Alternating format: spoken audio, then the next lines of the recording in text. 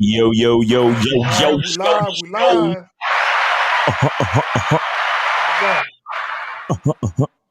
Now, well, let me shout out people that came in a little early. Let me see. AJ Leno, appreciate you, brother. Joe Blast, as always. Buckley Corp, that's a new name and shit. Money Mitch, Bad Boy Rick. You know what I'm saying? Yeah, get your motherfucking crayons out. Also, if you're weak, if you're sensitive, get your Kleenex. You know what I'm saying? This might emotionally move motherfuckers and shit. Monogamous Player was good. J98, Zulu. I'm gonna leave it there. Zulu was good, fam. Duke Lux. All right, here we go. Before we get into these names, you can't say the whole fucking name because these niggas on some. Yeah, they are. You know, I'll never forget that joke. I ain't gonna be screaming down the street, delicious. Yeah. We'll be pausing a whole lot doing the motherfucking video and shit. Right. Jay Sean Harris was good with you. Mario Sosa, Razor Game was good with you. Oh, Jay Sean, what up? Yeah, ain't that a dude that do like photography or some shit like that? Yeah. That's the videography. That's the dude that the promo that we do for the show. He did that. Oh, that's what's up. All right, salute to you, fam. Salute to you. Yeah. All right. Shout out. Yeah, get with Jay Sean for that videography. Yeah, King Solar Power, Justin Tejeda, Art. I think I might have said you, bro. If I didn't, there you go. Simone, how you doing, cutie? Good morning. Actually, it's afternoon and shit. It's 12:33. All right, now before we get into the meat and potatoes, what we gonna talk about? Y'all want to go ahead and plug anything before we get started? Yes, as always, man. This your boy Miles Cunningham repping that masculine identity membership, masculineidentitymembership.com. The newest installment of the masculine identity. Thank you. Yeah, man. The newest installment of the masculine identity membership is 5 reasons why men need solitude in order to build your masculine identity. So I go through very in depth about why men need time alone. You understand? A man should always welcome time to be alone and never feel lonely. You see what I'm saying? Because it's certain things that we need to do as men that make us who we are, that make the woman, the woman falls in love with you as a certain person. You understand? And a lot of times when we incorporate women into our lives, we change that shit. You understand? And then we start to turn into somebody else entirely. And then that's why the bitch we leaving. You feel me? But anyway, that's the newest installment of the Masculine Identity Membership. So if y'all want that content, y'all got to go to masculineidentitymembership.com. Sign up, man. I got a couple of different tiers. Some tiers include 60-minute coaching sessions. You understand what I'm saying? So make sure y'all check that out. And also never forget to go to badboymembership.com. And for the people who are already on the membership, because we're doing the event in April 2nd, we are releasing the next videos early, right? So we got the Game Kings 2 Definition of a Man seminar in NYC. We got Kerry K. Zaggin, you know what I'm saying, the host of the show. We got Ron Wills talk. We got Taekwondo from the Dojo Baby. We got Miles Cunningham, and we got the bad boy of the dating game, Mr. Lucario. So make sure y'all get y'all tickets, man. But like I said, we're Lucario and myself, we're going to be releasing the membership videos early because we know we're going to be busy the following weekend when we usually release the videos. So y'all get to get y'all videos early if y'all on the membership, man. So I appreciate y'all. Thank you, K. Zaggin, for having me once again. And shout out to Jay Roman. Shout out to the chat. And man, let's go. No problem. What's up? This is Jay Roman. Like always, I always like to shout out this show, K. Zaga, Miles, and the Cats on Sunday show, Real Game, No Theory. Yeah. Especially for bringing me on. If you really want to contact me now, I do have my own space, my own channel. So, you could always email me at jromanway@gmail.com. And my channel is The J Roman Way. We're going to be doing some things on there. No excuses, just actions, just results. I'm not an excuse person. Let's just put things in action. Y'all go check out The J Roman Way, man. Come on, man. Get at the guys. Get at him because he got the flavor for y'all niggas. He got that West Coast flavor, man. Ain't you from the Bay, brother? No, that's my cousin, man. I'm from Detroit, Michigan. Oh, you from what up, though? I'm from Detroit, man. Yeah, man. So we got it's all action. Yeah, all action, man. What up, though, man? We got the Detroit flavor, you know what I'm saying, with the Bay lineage, you feel me? So, man, make sure y'all holler at J Roman, the J Roman way, man. And yeah, man, support the channel, man, because it's only up from here. Yeah, more to come, more to come. Yeah, man. Shout out to Mr. Justin. Just checked in, man. Yeah. Yo, Mr. Justin, come on, man. You know that the lighting is kind of suspect, man. We gonna need to, you know, we're not on a candlelight rendezvous with you, brother. We need a little bit of light on You this. sure? Yeah, I'm sure, man. Yeah, I'm sure, man. He gonna start playing some Jodeci in a minute. You know what I'm saying? So all right. So let me plug the title while Justin gets situated. When the illusion of sexual exclusivity and reality clash. Justin, get your mute on. Get your mute on, Justin. I got him. All right. Okay, no, he muted himself. All right, good. All right. So again, let me plug the title. When the illusion of sexual exclusivity and reality clash. Now, I'm going to show you the illusion first. Then I'm going to show you the reality. So here's the illusion. People actually think hooking up with anyone you want is a flex. And he's right. It's not a flex, right? While in reality, a flex is having someone else, a flex is having someone no one else can have, which that's an illusion. Okay. Let me explain why that's an illusion. When you say a flex is having someone no one else can have, for all you guys listening right now, every woman you dealt with had somebody before you. Thanks. And if and when you and her are done dealing with each other, she gonna have somebody after you. Now, he could be talking about, well, while we're together, no one else can have her, and that's an illusion, right? You cannot control what someone else does. And for you women listening too, or for anyone of you that's into, you know, dealing with the same sex, right? When you have a significant other, you cannot control what they do. You know what? This is what I find interesting. And I want you guys to put your thinking caps on. I'm going to peep you to something that people don't really think about. Let's think about the word monogamous. The prefix for monogamous is mono. Check this out. Mono is used at the beginning of nouns and adjectives that have one or single as part of their meanings. Now, hold on, I can't see the whole damn thing. I cut it off. Damn, I cut the damn thing off, right? But it don't matter. It don't matter. Okay. Oh, here we go. Let me just take the title off. I want y'all to see this. Okay, mono means one. It means somebody's playing the shit in the background. Mono means one. Is someone playing the shit in the background? No. You hear that? All right, my bad. So mono means one, single, or alone. So I want people to understand when you talk about monogamous, even in a monogamy-oriented relationship, you're alone. You're single, right? So monogamous is not about two people being together. Right. Although society will have you believe, oh, if I'm in a monogamous relationship, it just means it's one person. It's still you and another person. Pair. Two individuals that come together. So you're basically an individual within one unit. Okay, hold on, man. Yeah, y'all go ahead and talk. I hear something in the background. Hold on real quick. How we gonna go ahead and talk when you in the middle of How you Yo, you in the middle of setting up the fucking come on, Zag. All right, so no, I fixed it. It was me. I had two shit going. Okay, you gotta if you setting the baseline of the idea to show me, you gotta do that, bro. You can't just I had some technical difficulties. It's fixed. Okay. So that's the illusion. Okay. And I was hearing it through my other ear, so it was fucking me off. Right? You know what I'm saying? So that's the illusion. Okay. Let me shut up, Miles. All right. Let me show you the reality.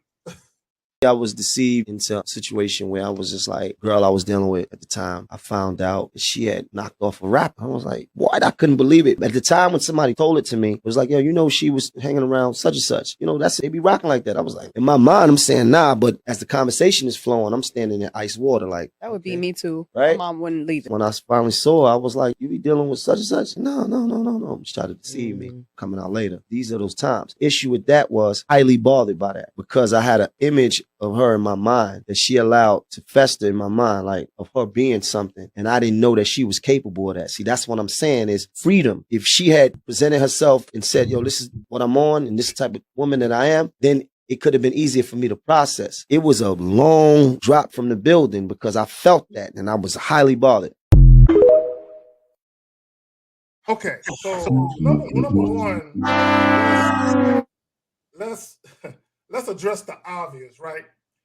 Nobody is going to get into a relationship with you and tell you, hey, I'm capable of cheating, by the way. Nobody's going to do that. You know what I'm saying? Most people won't do that. You know what I'm saying? Most people will never admit that they've been unfaithful in past relationships, right? And just because you've been unfaithful in a past relationship don't mean you're going to do it in a new one, right? So I want people to understand that. His issue is because he said he had an image of her and he said that she allowed to fester. How can she allow something to fester in your mind? No, you had an image of her. Okay, right. You allowed your image of her to distort reality, right? So when you found out that she was being dug out by another dude, your illusion and reality, as far as you thinking that you and her were sexually exclusive, it clashed. But instead of you saying, I'm too old to be this gullible and naive, right? Because you can get into a relationship where you and a woman, you guys have a mutual understanding that you're going to be sexually exclusive, especially if you're having unprotected sex, right? But while you're having this conversation with this woman where you guys mutually agree to be sexually exclusive, you have to understand that she's a woman, she's a human being, she's not perfect, she is capable of stepping outside of that agreement. You have to understand that that's the reality of all relationships. Anytime you get into a relationship, it is a calculated risk. There are pros and cons associated with that. And the con is the relationship could end, and it could end negatively, right? You can be deceived, right? That's the reality of it. There is no, let me tell y'all something. This is why monogamy and sexual exclusivity is an illusion to me. In the history of mankind, has there ever been proof that somebody was faithful? Can you prove it? No, there's only the assumption of it. You can, now in reality, there have been people who have been proven to be cheaters. There's a show called Cheaters. So it's a fact that people have got caught lying. People have been unfaithful, but you cannot prove that somebody is faithful. You can only believe it. You can only assume it. Y'all got it. Yeah, that's facts, man. The illusion is really where the a lot of the pain can come from, and a lot of the frustration, and believing in. And I mentioned this many times before, but the Madonna whore complex. When you're stuck with that, you get stuck with the illusions that come with those, right? So the illusions of looking at the Madonna is like, oh, she's going to behave a certain way, and you have these preconceived notions of what that behavior is going to be. And then if you're viewing a woman as a whore, now you've got those preconceived notions of what she's going to behave like. And so you get prepared and in just wrapped up in a whole bunch of illusions that really don't do anything for you. Right. And actually, more than that, it doesn't do anything for you, but it actually detracts away from getting to where you want to be. So not only does it like it moves you backwards, not even off course, but it just moves you backwards. Yeah, I mean, that's very true. It doesn't help with progress. It doesn't help with progress because you're moving further away from reality and more into what you expect. And expectation leads to disappointment. Like, you know, that's something that everybody should know. And not a lot of people are aware of that truth, but expectation leads to disappointment because expectation means you're hoping for a certain outcome. You understand? And with that hope, you're also constructing a reality that, you know, that supports that hope and supports that, you know, that expectation. But if something happens to go against it or that doesn't go the way you thought it supposed to go, then that it shatters your reality, right? And what I believe is all you really have is reality. And what I mean by that is all you really have is the information that you collect from your five senses, right? At any given time of day as a human being. That's all you really have, right? You got your sight, you got your touch, and then, beyond that, you might have the way that you process your perspective, your brain, your heart, your emotions, and the way that you look at things. But what I mean when I say that all you have is reality is all you have is what a person shows you. Right. All you have is what you experience with a person. So this is why and for a long time, shout out to Lucario and having a relationship with somebody like Lucario helped me to see this as I was coming up through the game. So, again, shout out to Lucario. It's interesting because Lucario is sort of a mentor to me. And I never really noticed that till this moment. Lucario is actually a mentor to me. But anyway. So shout out to Lucario. Make sure y'all go to badboymembership.com, go to mrlucario.com, check out all his shit. But he's been saying this for a long time, and I got to understand what he meant. He was like, the only thing I care about when I'm dealing with a woman or in a relationship is what is her doing what she's supposed to do for me. You understand? So it's like, and he always used this example. He's like, if I need her to come to my house at 5:30 in the morning every morning and make me eggs. And that's what we agreed to. And she comes to my house at 5:30 every single morning and makes my eggs the way I like my eggs made. And she does that every fucking day consistently. Mm-hmm. Once she does that, that's all I care about. Because that's the agreement we made and that's what she agreed to. And she's been consistent and she does it. And that's that. And the eggs taste good every fucking morning, just like clockwork.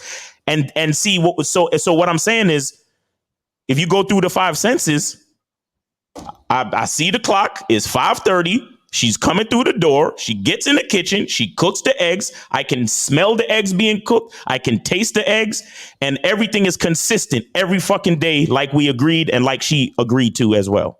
That's my reality. Now, when we have a problem is when I look at the clock and it's 5:35 and she's not here yet.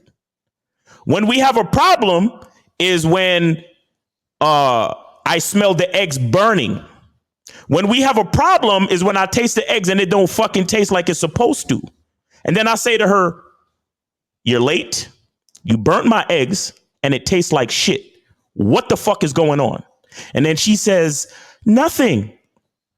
And I'm like, bitch, something is going on because you're late. You burnt my eggs and the eggs taste like shit. Well, I don't know. Why are you talking to me like this? Now, am I going to ask her, bitch, are you cheating on me? Or am I going to say, get the fuck out of my apartment because I need somebody to be in here at 5:30 to make my eggs the way I like them?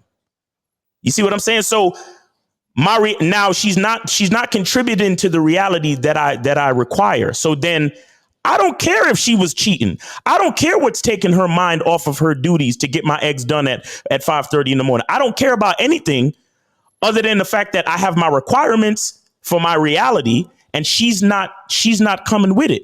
And if she's not coming with it, then the only thing that's left for me to do is fire her, not to question her, not to worry about if she's doing this and who she doing it with and why and all of these questions. And how could you do this to me? I thought we made an agreement 5:30 in the morning and you're supposed to cook my eggs, and arguments and fucking acting like I'm a victim. No. I'm not a victim. I have a requirement for my reality. You said you can do it. Once you stop doing it, you have to leave my reality. You understand what I'm saying? So that's what I mean when I say it's all you really have is reality. A lot of times guys get caught up in the victim, like if you watch the video just now with Mano, he sounded like a victim. You understand? And one thing I can't stand with guys like Mano is that Mano acts like the biggest fucking bully in the street. And he put his hands on niggas and he's a gangster and a thug and all this other shit. But you got some type of expectation on a bitch. And then when you found out that it wasn't real, now all of a sudden you're a victim and you're brokenhearted and you're very bothered by that. No, a real gangster gets the bitch that's going to come in at 5:30, make the eggs and make them the way he like them. Once she fall off for doing that, she's fired. No questions asked, no victimhood, no arguments, no blaming, no nothing. You can't make my eggs at 5:30 the way I like them. Get the fuck out my house and never speak to me again. Because now I have to work on finding another female to get up in here to make my fucking eggs at 5:30 in the morning. So all we really have is reality. If we focus on our reality and we try to make our reality what we wanted, we don't have to waste time arguing with people. We don't have to waste time hiring a fucking private investigator to find out if you're cheating and to find out what's making you show up to my house late and not cooking my eggs the way I like them. I don't need to worry about none of that shit. All I need to do is fire you and find somebody else who can fill the requirements of the reality that I designed. Y'all got it. Real quick, Dre Roman, before you go, call in. If you guys have a difference of opinion, a testimonial, 919, damn, the number didn't went by. Okay, 919-647-9392. Call in. I want to address this real quick. Okay, the Life of Chapel says, right, but ain't a relationship built on trust, not blind trust. Look, let me tell y'all something. When I was in relationships or married or whatever, if somebody would have asked me, do you think your woman has ever cheated on you? My answer would be, I don't know. I don't know. And if they ask me, do you think that she will ever cheat on you? I don't know. I don't know. But if you say, oh, hell no, she would never do that. There's nothing but pain at the end of the road with that mindset. There's nothing. Look, let me tell y'all something. This is why do y'all think guys delete themselves once they find out their girl was cheating? Because they're so emotional and distraught about the fact that she shared herself with another man. Right. Because they believe that once they got into that relationship with that woman, that that was their pussy. Okay. A woman's pussy is hers. It's not yours. Right. Okay. A woman is only sharing it with you. Okay. Whether it's short term or long term, she is sharing it with you. But guess what? She has the freedom, the free will, and the capabilities to also share it with another guy while she's sharing it with you. Okay. Now it doesn't mean. Let me say this because I don't want people to think I'm jaded. Are there women who are capable of being faithful? Of course. Okay. Are there women who have never cheated in relationships? Yes, those women exist. I don't want to make it seem like they don't exist. They do. But here's the illusion of monogamy and sexual exclusivity. You will never know for a fact if the woman you're with is that woman. Right. Y'all got it. Well, Zach, you just took all the points that I was going to make. After I seen that comment down there, my biggest thing is I can understand when somebody says that, hey, we sat down, we talked, and we said we were going to be exclusive with each other. We made that verbal contract with each other. This is what we're going to do. And if somebody breaks that contract, however, like your point is, do we really believe that the person across of us is more than human? And I think everybody has to understand you're dealing with human beings that are fallible, that make mistakes or make decisions. However you look at it, I think people just make decisions. But, so you shouldn't be the heartbroken, torn down person. What you should feel more is that, hey, it's not about the cheating. It's the fact that you're not a woman of your word in which you gave me. And I value that. That is just the action of you not being a person of your word. And I think that when you put more emotions into it besides that, that's when you get that downhearted feeling. When I was passing through Simpville before I reached Man City, I went through some moments, and I never forget my brother, he came to me and he said, hey, if you got to do this, your shit's fucked up already. Right. And it was just a click in my head. I was like, dog, you are so right. Now, I don't even know if this person was cheating on me or not, but she found all her clothes and stuff at her mom's house the next day. Right. And the relationship was over. Right. That was it. I don't care if she was or was not. Right. I care more about she was acting funny, not aligned with how we act, and that had to end. She was fucking up the reality. She was fucking up the reality. I couldn't deal with that factor. And I've always been the type of person that, hey, if you don't like Roman done. Like there's no, I don't hang around. Hey, really like, I don't care why. It's over with. And people complain, you act like you don't care. Nah, I don't care what you care about, because in my world, if you don't like me, why the fuck am I here? Right. Like, And there's no need for me to waste time with you. And so, after that moment, it felt a lot better. It felt, when you look back at yourself, when you call yourself you bitch. Sometimes you got to call yourself you bitch. What the fuck was you doing? Just pondering over this stuff. right. And I think, Zach, you made really a good point on how you put it. Is just that when your reality is messed up because you put too much, I call it your heartstrings was too tied up into hers, not your own heartbeat, right? Right. That you start to really believe every word this imperfect human being is saying. Like, that is crazy to me. I will never believe every word an imperfect human being is saying. Mm-hmm. But however, I've gone to people and said, "Hey, I cheated on every relationship I've ever been in." Oh, really? Yeah. Why? Well, things weren't rocking. They didn't really give it to me the way I like to, and blah blah blah blah blah. Do you want to try? Yeah, I'll try. And he should shock me. Really? I just told you I have never been faithful to anybody in my life. You want to try? You want to, and they'll try. So, come on, people, human beings. We got to understand that people are imperfect. People are imperfect. Stop looking at them with perfection, and that's when you start putting them on the pedestal. Like, this woman can't do anything. I've seen the most innocent women get tossed up and go home, and that's just the reality of it.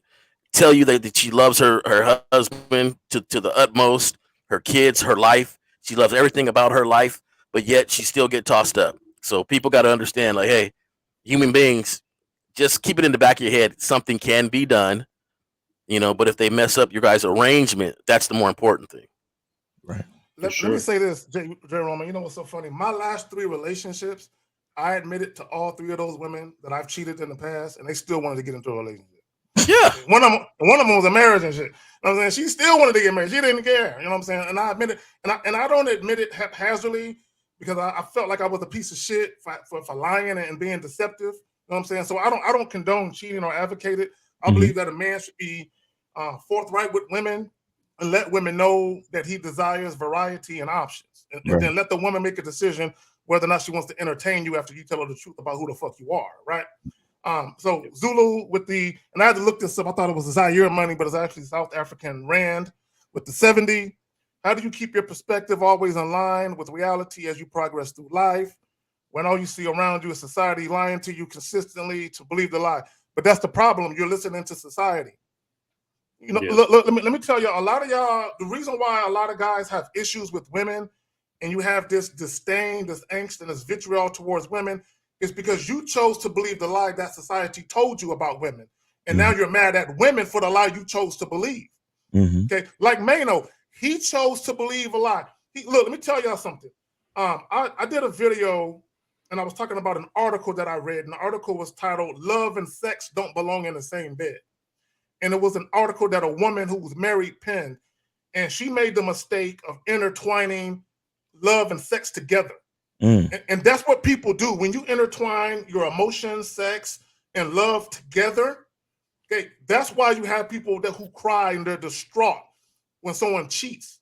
Okay, because that person, they didn't shoot you, they didn't physically harm you, but because you intertwine love and sex and emotion together, you feel like she cheated on me. That means she doesn't love me. That's where all that emotion comes in at. Like, I had a guy one time, he said, if a woman cheats on you, that means she doesn't love you. I'm like, no. That means she doesn't respect you. It's a disrespectful act to cheat simply because there's a contract. You mutually agreed you will be sexually exclusive. So it's disrespectful when you cheat.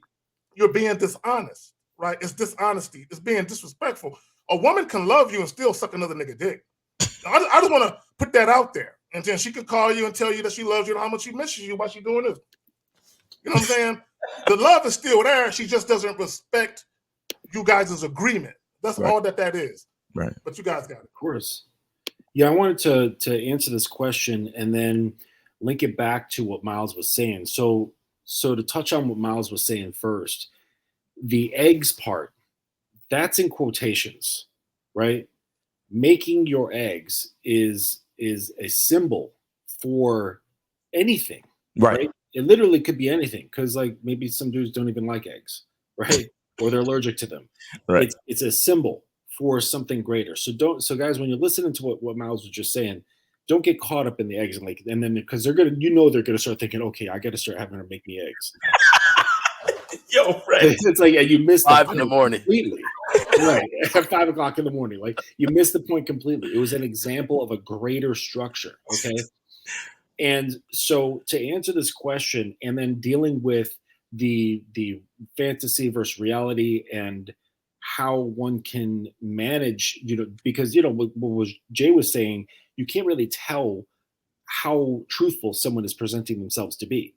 So what keeps that in line, and shout out to Steve, is keeping a set of codes and principles and rules, right? Because that is the guiding light. So that becomes your measuring stick by which to measure their behavior, right? To measure your behavior. And so you have this very unified and basic structure about how things can be run. And then when things are deviating from it, that gives you the sort of parameters to see where it's deviating, what part of the structure is deviating from, and how far it's deviating from. Right. And then you can determine, okay, is this a mistake, or were they really trying to, break rules? Are they really trying to disrespect things? But if you don't have any sort of basic structure, then what's going to happen is you're going to be trying to correct behaviors or trying to address behaviors from an emotional standpoint, right? So if you don't have a reasonable and logical sort of setup by which you're measuring things, then all that's left is your emotions. Right. And that's why guys get caught up. That's what get guys caught up in the illusions. They get caught up in the feelings that are associated with trust. And then they deal with things on an emotional level. And that's when they start getting into arguments. They started bickering. And God forbid, they get into physical altercations with women. It's from that. It's from not having any sort of unified structure. Facts. I want to address the life of Chapo, and he did say it's his opinion, and you're entitled to it. He said she's gonna respect you if she love you. No, look, let me tell y'all something. It's the other way around. It's the other way around. Yeah, but y'all, look, this is why when you guys are searching for love, here's the problem, right? Let's just talk about love for a moment. When you hear people talk about, oh, I'm looking for true love, or I'm looking for real love, as if there's these super degrees of love where one is better than the other, right? Agape love. And that's the problem. You have people romanticizing and idealizing love. You know what I'm saying? Yeah. If you look up love, there's a definition. It doesn't say, but if you want that super duper love where they really give a fuck about you, search for that real love. Get the true love, because this love is just basic generic love. This love won't sustain you unless it's real. It's goofy, right? And my thing is, love and respect are not synonymous. They can coexist. You can have respect for your boss, but not love that motherfucker, right?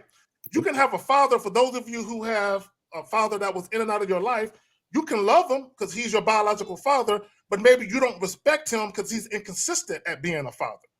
So you can love, like having a sibling or a relative who's a fucking crackhead, and all they do is fuck people over and steal money. You can be like, I don't respect that motherfucker, but you can still love them. Stop thinking that if you find love from a woman, it equates to her respecting you too. No, the fuck you don't. Anyway, I'm just letting you know, bro. Well, let me quickly add also that a lot more money can be made from love and everything that's connected to that than respect. So that's why respect isn't marketed. Yeah. I was going to touch on that too with the question that homie asked about, how do you keep going when society continues to lie to you? You have to understand why society continues to lie to you. Society continues to lie to you to get you used to the emotions that are associated with love and trust and expectation, because they know it's kind of like how, if I know your canned response to a certain thing, I can then control you. You understand what I'm saying? If I know that, for example, I mean, with the exception of Mr. Justin, right? I know that if I'm a white guy and I want to, possibly get a black dude angry enough that he'll get arrested and go to jail today, all I got to do is just call him a nigger. That's all I got to do is go up to him and say, "Hey, you goddamn nigger," or some shit like that. And I know that 9 times out of 10, he's going to do some dumb shit and get his ass arrested. And I don't even have to lift a fucking finger. But again, that's because if I know how you're going to respond to a certain thing, I can then control you. You understand? So this is why we have to be very careful when it comes to relationships, because you got some chicks who the reason why they cheat on you is not really because they really wanted to cheat on you. Half the time it's something that they want, but they're too afraid to apply direct communication. So maybe, for example, maybe she wants to open the relationship. Maybe she wants to end the relationship. Maybe she wants a threesome. Maybe she wants a train ran on her. Maybe she's like, there's something going on in her brain, but she doesn't feel like she can directly speak to you about it. So what she will do is she will let you see her flirt with some guy to get you angry. You understand? To cause disruption and say, well, if you're gonna say all of this shit, then maybe we shouldn't be together then. So now that's an exit plan to get out of the relationship. You see what I'm saying? So understand that. I mean, how many guys do you know who are too afraid to actually break up with a chick, and instead of breaking up with the chick, they'll, especially these young cats, they'll post some shit on social media to make their girlfriend mad. How many times have we heard this? Do you understand what I'm saying? And that's because we know how people are going to respond to certain things. But see, this is why we have to be individual. This is why, I continue to push something like the masculine identity membership, which is where if we focus on the reality that we want to create, no one can necessarily control us. Right. And like Mr. Justin said, once we have that structure that we chose and that we customize for ourselves, all we have to do is look at if the parameters and requirements are being met or not. And if it's too far outside the parameters, then we got to cut that person off like a virus. You understand? But if it's a mistake and we could talk it over, like if I'll say this, I don't trust any woman. The only thing I do is I appreciate consistency. That's all I do.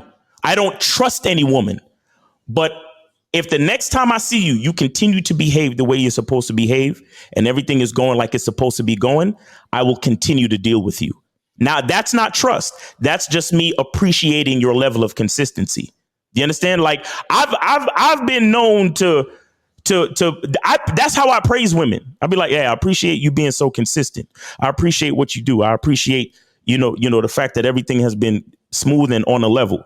You understand? I'll be dicking the bitch down and I'll be whispering in the ear, you're going to stay consistent with daddy, ain't you?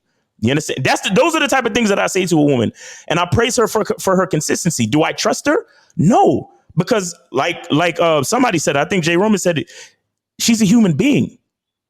She can fuck up at any time. Do you understand? Now, if she actually made an honest mistake, we can discuss it. But if I see her purposely going outside of the parameters, then she's fired. You get what I'm saying? Or if she does make a mistake and then she's not remorseful about it and she's not trying to rectify it, then she's fired. Because it's not making a mistake that's the issue. It's how you respond to the mistake that you made. And once I see a certain, are you contrite? Are you apologetic? Exactly. Once I see a certain response to the mistake, then you got to get the fuck up out of here. Do you understand what I'm saying? So again, if guys were individualized, understood their masculine identity and focused on the reality that they have designed. I heard somebody say this the other day. They said, as men, we have to have what's called a customized reality. Do you understand? We have to choose what we want in our lives. And we have to be active and present to choose what we want in our lives, whether it be the women we have, friends, family, the job, the type of clothes we wear, where you live, the amount of money you make, your career, everything has to be chosen by you. And if it's not, then you're living somebody else's life and you're not, you have no autonomy and responsibility for your own goddamn life. Do you understand? And too many men fall into marriages, relationships, and situations where they just let shit happen to them and then they play the fucking victim and try to blame other people for their shit. So like I said, I don't trust any woman. I just appreciate and praise consistency. Two things I want to add to that, because what you just said about not trusting a woman, a lot of people are going to misconstrue that. It's going to go here. And I'm going to touch on that in just a moment. The thing with Mano, for those of you who saw the Mano clip, and if you didn't, go back and watch the replay, he allowed his fantasy of how he wanted a woman to be interfere with his reality. Mm-hmm. He had this image of her, and he allowed the image of her to distort reality, to distort his reality. And then once that illusion came crashing down, that the fantasy he conjured up as to the type of woman she was in his head, it fucked with him. It fucked with his soul. It irritated his soul. You put him on just a moment. Carla, we're going to get with you in just a moment. Okay, let me finish up. I'm going to be brief. No. Actually, that was me. I was just making sure the lines was okay. Let me say this about trust. The reason why you don't have to trust a woman, gentlemen, is because when you are a masculine man and you know your identity, shout out to the masculine identity, you trust yourself. Exactly. You trust yourself to always make the right decisions for you. Yep. So if you're dealing with a woman, you put her in position because you trust your decision making. Okay, you trust your ability to vet that woman properly. Okay, you feel like you are a good judge of character, and you feel like where she's at is where she needs to become a part of your life. So you elevate her. But like everyone is saying, she's a human being. She is susceptible to temptation. Exactly. She is susceptible to the game. You know, I always say, like dudes say women belong to the streets. No, they belong to the game. Mm-hmm. Women belong to the game. And if a dude come along who just so happens to have some game about him, he can snatch the chick. You know what I'm saying? With no problem at all. So understand that any woman you deal with, she can decide to leave you on her own. It don't even got to be about another guy at all. She can just decide what you got going on no longer suits what she wants. Or there can be another man that's influencing her more than you are. So she's willing to go with him. Facts. That's why when they say, don't hate the player, hate the game. Women belong to the game, not the streets. Facts. You got it, Anonymous. Yeah, Anonymous. Let's take the call real quick. Anonymous, you're on live with the Manhood is a Skill Set show with K. Zach and Mr. Justin, J. Roman, and Miles. Name, age, city. How can we help you? Anonymous? David, Alabama, 27 years old. Okay. What's up, man? How you doing? What's on your mind? What's up? It's me again. I just wanted to say that based off y'all logic, because you're right, they're going to do what they're going to do, then there really is no point in having a relationship with them. Because if other people have access to you, then what's the point in? I wouldn't say that, brother. Can you? What do you mean? There's no reason to have a relationship. What do you mean? Okay, if I'm gonna use, I don't want to speak on him because he's at prison, but I'm still gonna use. I'm gonna use Lucario's situation. If y'all are married and y'all can do what the fuck y'all want, then y'all could just be fuck buddies? Why get married? It makes no sense to me, because if y'all gonna allow each other to do that, then just don't get married. You know, y'all can just have a platonic business sexual relationship. You don't have to get married, but that's his choice. Right. You know, that's his choice. But there's a lot of different reasons for people to be married. He's thinking about sex. He's thinking about the sex. Y'all sit up and bash a man that be like, hey, I don't want no woman that makes herself available to other men. We're not brother. Bashing and understanding when someone is insecure is two different things. I don't know what you mean by bash. Ain't nobody bashing nobody. If you insecure because you pedestalizing sex, that's the truth. That's not bashing. Okay, but some people deal with his loyalty. Like y'all, you like to speak on. K. Zagan was touching on it a few seconds ago. He was like, they belong to the game. See, that's a pimpish mentality. You like to speak on it, and let's use that. Even amongst pimps, because they don't value the vagina. That's how they make their money. Yes, they do. Yes, pimps do. Yes, pimps. Look, let me hold on real quick, caller. I gotta call bullshit. Do you know who Sharp is? Have you heard the name Sharp? I know Sharp. I know Sam for the P. I know Hollywood. I know Dre. I know all of them. Okay, cool. So if you listen to these pimps talk to women, they have a problem with women fucking for free. They have a problem with that because they understand there's now. I personally hold on. Listen for a second. Listen. Okay, listen. I know. Hold on, real quick. I'm gonna pass it right back to you. The only time you can say there's value in vagina is when you can monetize it. Sex sells. Outside of that, there is no value in vagina, in my opinion. Okay, but we talking. What I was getting to is you have the pimp perspective and you have the square perspective. When the square values that, that's a value to him. Now let's take a pimp. A pimp is going to value the money, right? That's why if his woman is amongst other pimps, he don't want her reckless eyeballing. He don't want her doing certain things. She has to conduct herself a certain way according to his standards. He don't care if she go out there and do all this stuff for the money, because the money goes to him.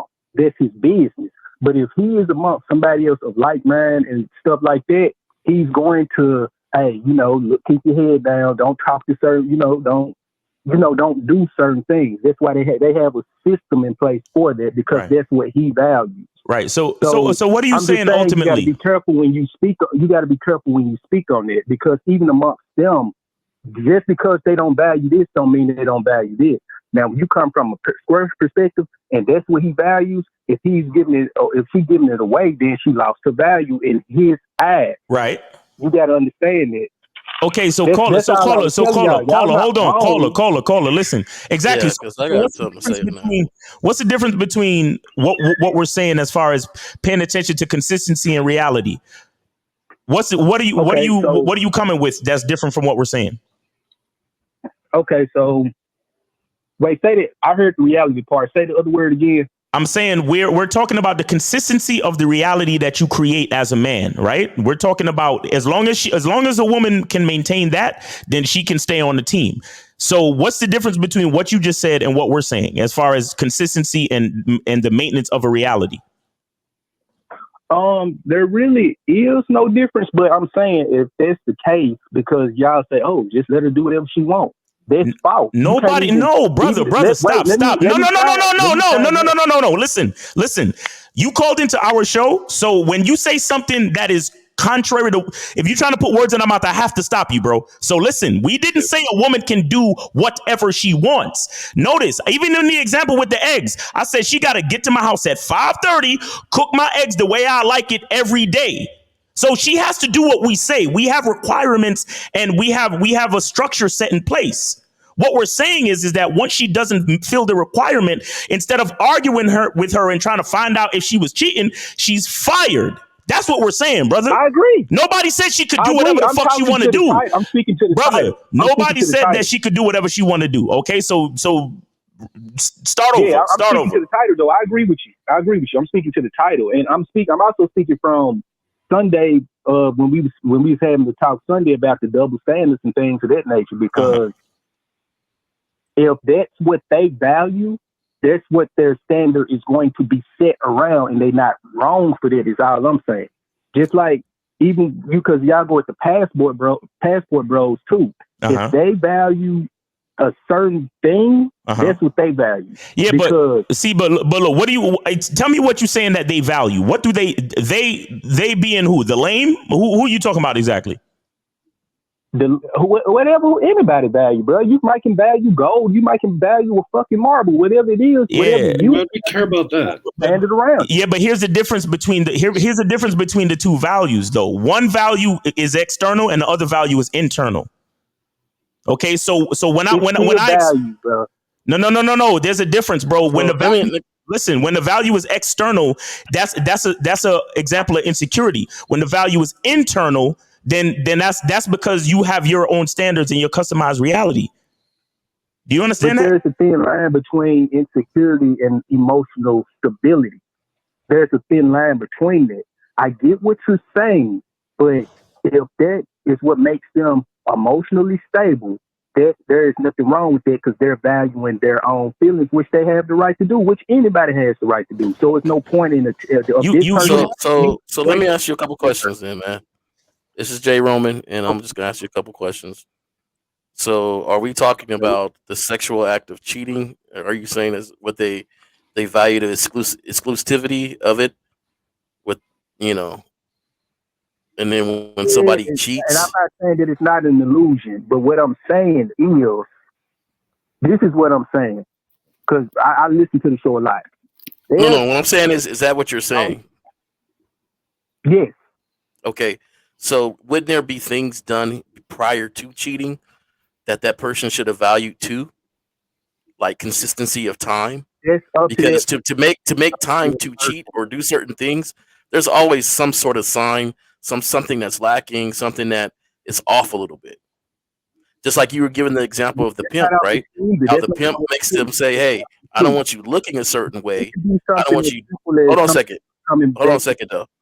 Hold on a second, because I want to hear you, but I want you to hear me so you can fully answer the question.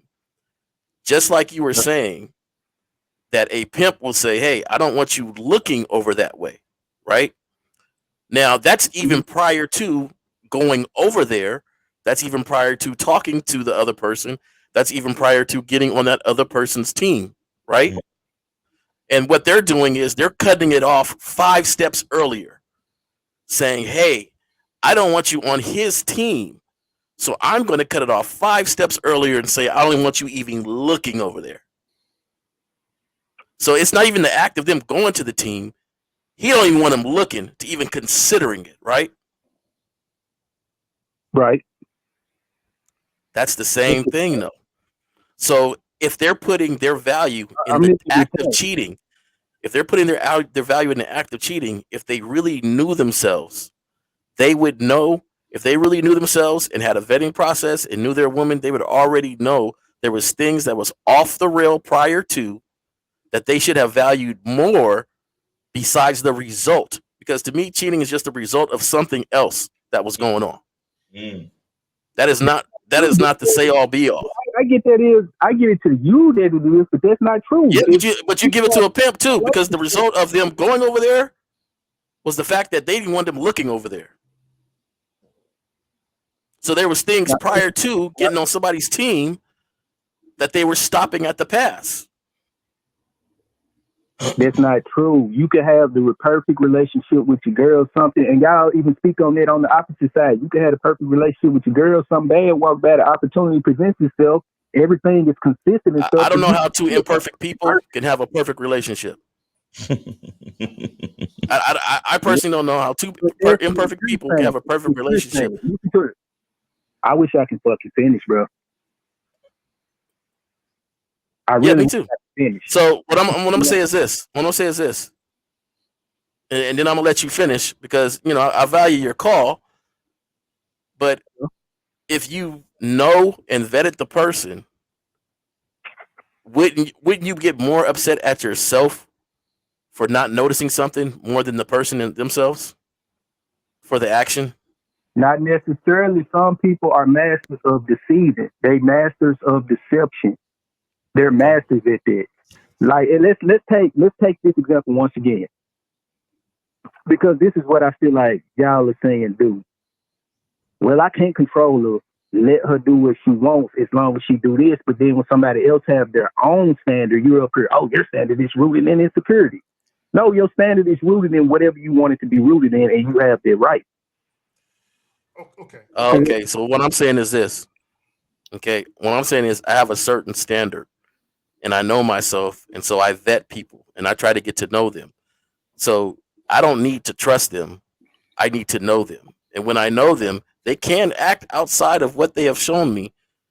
But I am not mad about that. You cannot threaten me with starting over with somebody else. You can't threaten me by being lonely. You can't threaten me because I'll never be lonely. Right. I know myself and I'm deep rooted with myself first, that somebody leaving me or something happening where I have to exit that person from my reality doesn't scare me. So it's not going to have me sitting in a lonely state, an upset state.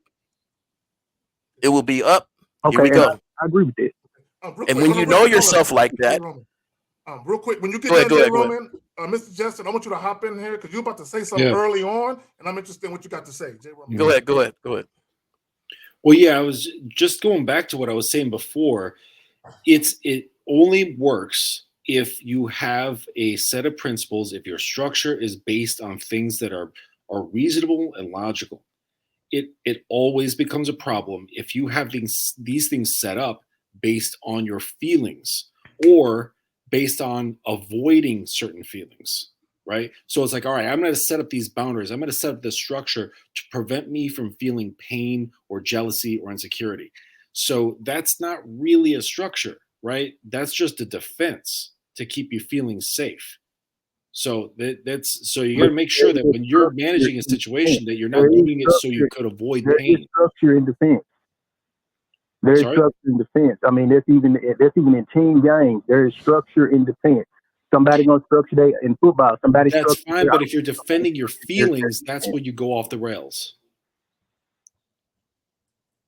I'm not saying you're wrong, but I'm saying that based on what y'all say, let's say, she's gonna do what she's gonna do as long as she do this. You might as well not even bet her. You might as well just let her do what she's gonna do based on what y'all say. but Cola, what about what if she has the ability to show you the consistency that you require though? You have to at least give her a chance to give you for as long as she can. You got to see how long she can show you that consistency. That's what it's about. Yeah, I agree with it. Okay, so all we're saying is, listen. All we're saying is that the illusion is when you try to create structure around what you cannot control. What we're saying is the structures that we create as far as our reality is based on inside, is based on the values that we have for ourselves. But when you try to create a structure for somebody else, you can't control what another person is going to do. So that's all we're saying. So that's where the illusion comes in. You fool yourself into thinking that you can control someone else's actions. You can only control yours. That's what we're saying. But okay, I'm not saying game is manipulation at all, but I'm saying isn't a part of game being able to see, and I ain't gonna say in control, but I'm gonna say influence. Yeah, you can influence. Yeah, you can influence, and you can show the woman the value in the relationship she has with you. You could be a valuable asset to her life as she continues to show herself to be a valuable asset to your life. Do you understand? But here's where you got to look at it this way. Influence is a form of control. It's a soft control. It's not. That influence is a result, not an aim. But persuasion. Hold on. Go ahead, Justin. Hold on, caller. Hold on, caller. The influence is a result, not the aim. If you're aiming to control, if you're aiming to influence, then you're going to fail because you're making the game about her. So, it sounds good, but you can. It just if your program is good, your game is on point. Influence just so happens, right? And you look up and you're like, oh, hey, she's been consistent based on what I got going on. She's consistent based on my principles and my codes and the things that I need, the things that I've mentioned that I like going on in my life. And it just keeps happening and you notice it. And then when it starts deviating, then you notice that. And it's up to you if you want to correct it or just let it go. It's not that big of a deal. Guys just put way too much emphasis on what she's doing instead of what you should be gaining, what you should be structuring your own life to that she could be lining up with. Right. That's really all that matters. And I agree with that. Okay. But this is what So stop worrying about what she's doing and what she's saying. Trust. I'm trying to. Do you control women? No, you can't. Okay. So that's what I'm saying. So do you influence women? Wait, what'd you say? Do you influence women? I mean, if my influence work, it does. If it doesn't, then I just let it go. I'm not finna lip wrestle and do all this other shit. Okay. I'm not understanding the discord here on understanding what we're saying then. What are you trying to say, caller? Then what was your point of you calling in then? If you saying what we saying?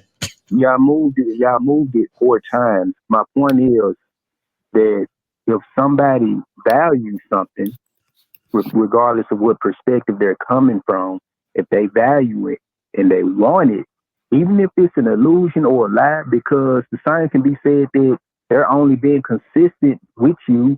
They run a game on you being consistent with you because they think they're going to get something bigger at the end of doing all that. It's benefiting them in some way too, which it should. But my point is if that's what they value, that's what they value. Everybody got something they value. It might be family, it might be whatever they value, that's what they value. If somebody wants to build a relationship monogamously, they have the right to do that. Now, whether or not it goes that way It's another thing. But they had it right to do that. You can't say, "Oh, is it rooted in insecurity?" I mean, you can't do that. I think you really misjudged the whole See, thing. And see, I'm gonna say it like this because I value a You monogamous wasn't relationship present Sunday. You because I wasn't like to present get. Sunday. Hold on a second, sir. This is a Hold on a continuous second now. Sunday. I'm caller, gonna give it back to you. I'm gonna hold give on. it back to you. Hold on. I'm gonna give it back to you. Now, I like to do some real freaky things in the bedroom, and I like to do that under the pretense of a monogamous relationship, right?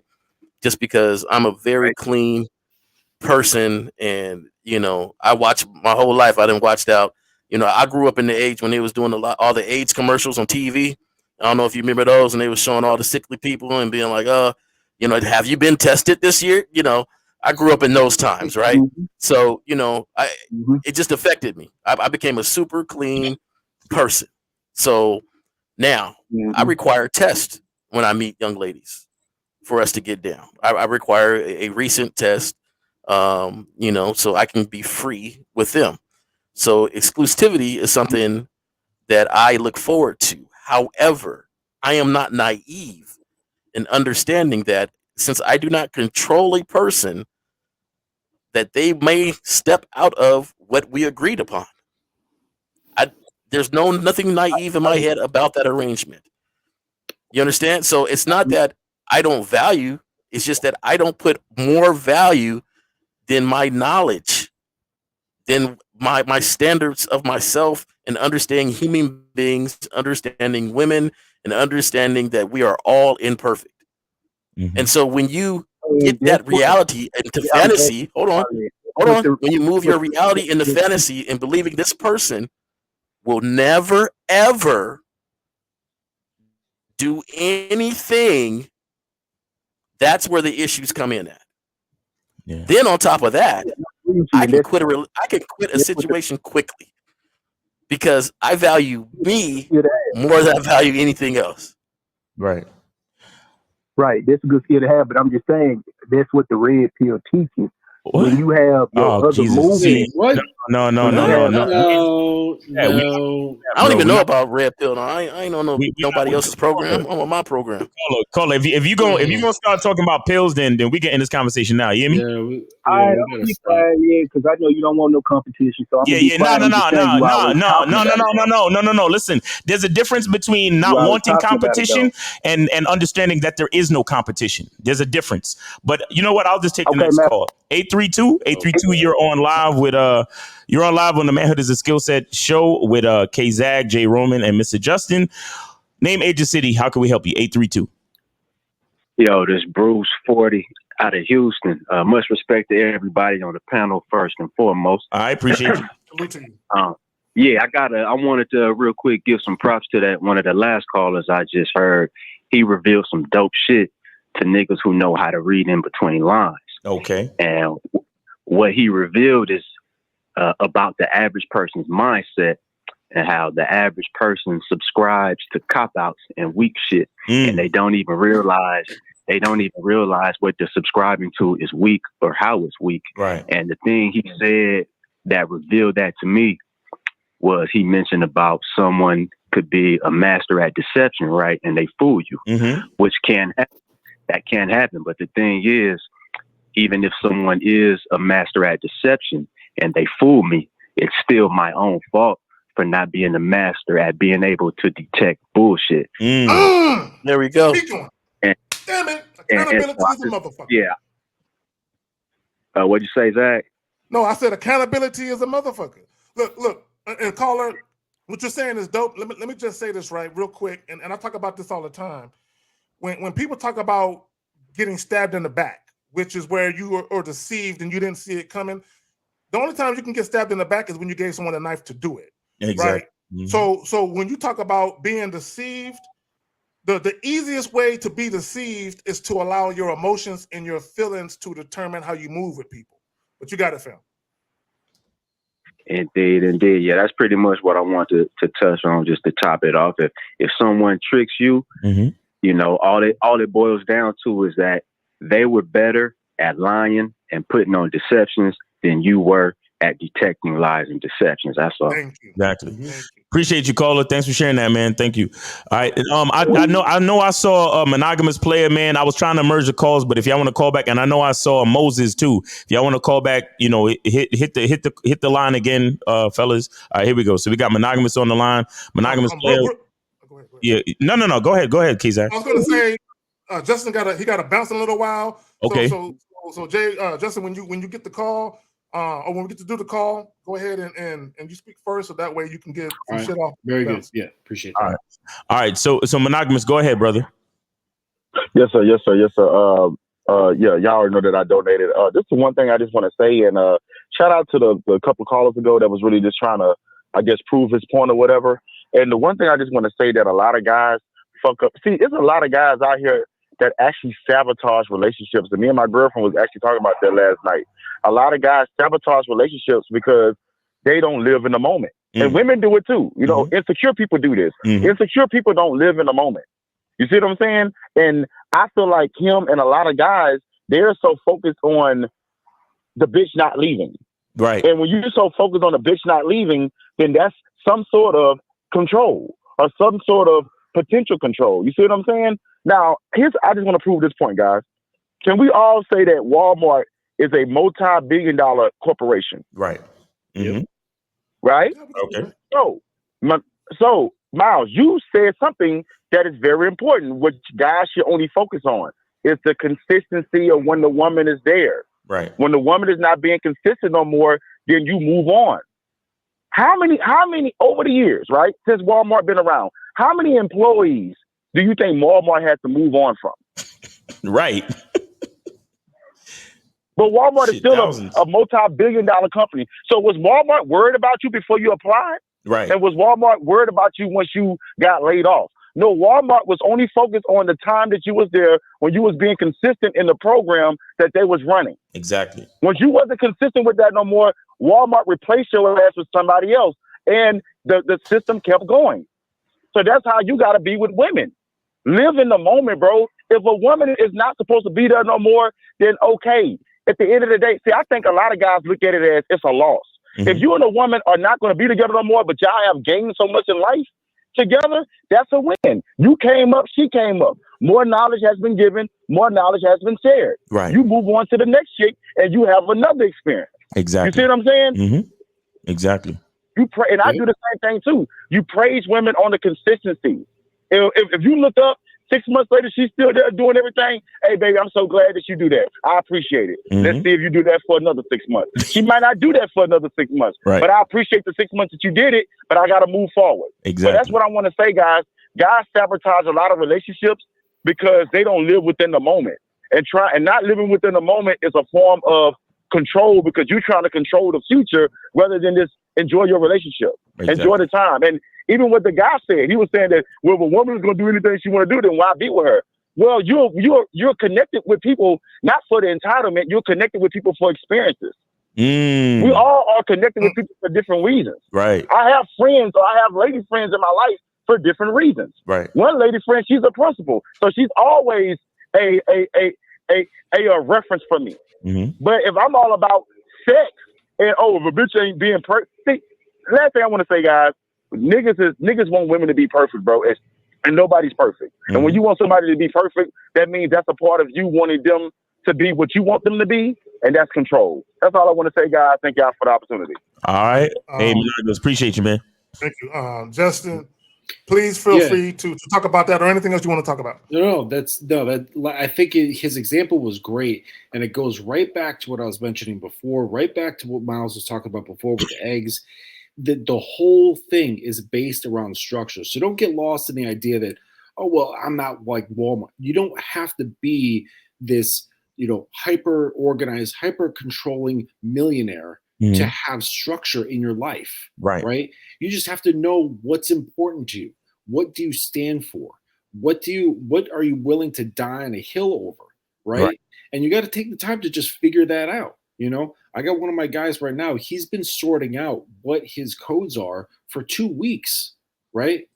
Doing his homework, doing his research, doing a self deep dive. Like, you got to figure out, and you got to take the time to figure out what is actually important to you. Because once you're solid on that, trust me, it gives you the foundation to view the world. And it gives you a solid foundation to build a kind of structure that when you're interacting with a woman, things can go much more smoothly. And trust me, she's going to feel that from you, because that is what helps develop your consistency. Because now you've got this backbone, you got this thing that you've created supporting everything you do, everything you say and everything you think. And then that gives her the ability to be comfortable around you. And then that's when you can start really enjoying yourself, and really start leading and guiding to having, so we can get past this level of the conversation and then start saying, okay, well, what are the creative, more sexy, fun things that we can do? But you can't get there if you have no foundation, if you have no basis, right? So really take your time, guys. Take your time to figure out what it is you stand for and what you want to stand for. Okay. And stop comparing to this guy or what that guy's doing over there or what he said over there. What do you want to say? And that's the basis for everything. And then trust me, you keep it consistent, and then you'll be able to get consistency from, and pretty much any woman who comes into your situation. Facts. There you go. Let me add this, because I think there's a misconception. We're not telling you guys there's something wrong with monogamy. We're not telling you that, right? If you want to enter into a monogamous-oriented relationship where you and a young lady agree to be sexually exclusive, that's fine. But just understand that you niggas are not safe, okay? Monogamy is not a safety net for all the fucked up shit that can happen to you. Right. This is what people think. Oh, if I fall in love and they fall in love with me and we agree to be with each other, finally, I don't have to worry about nothing. I'm good now. No! Don't think that. Now, and we've all said it, it's not about, look, here's the thing. And we talked about, Miles mentioned Walmart. When people hire you, when these companies hire you, they really don't expect you to work long enough to retire with their company. They don't expect you to work that long. Now, they know that some people will, the small few, you know what I'm saying? But they expect their hiring and firing process to be a revolving door where people come and go. Okay, they expect that to happen. So when you get with these women, understand that, number one, we're all going to die. So even our time here on earth isn't permanent. It's temporary. So if we're temporary, any relationship you have is temporary.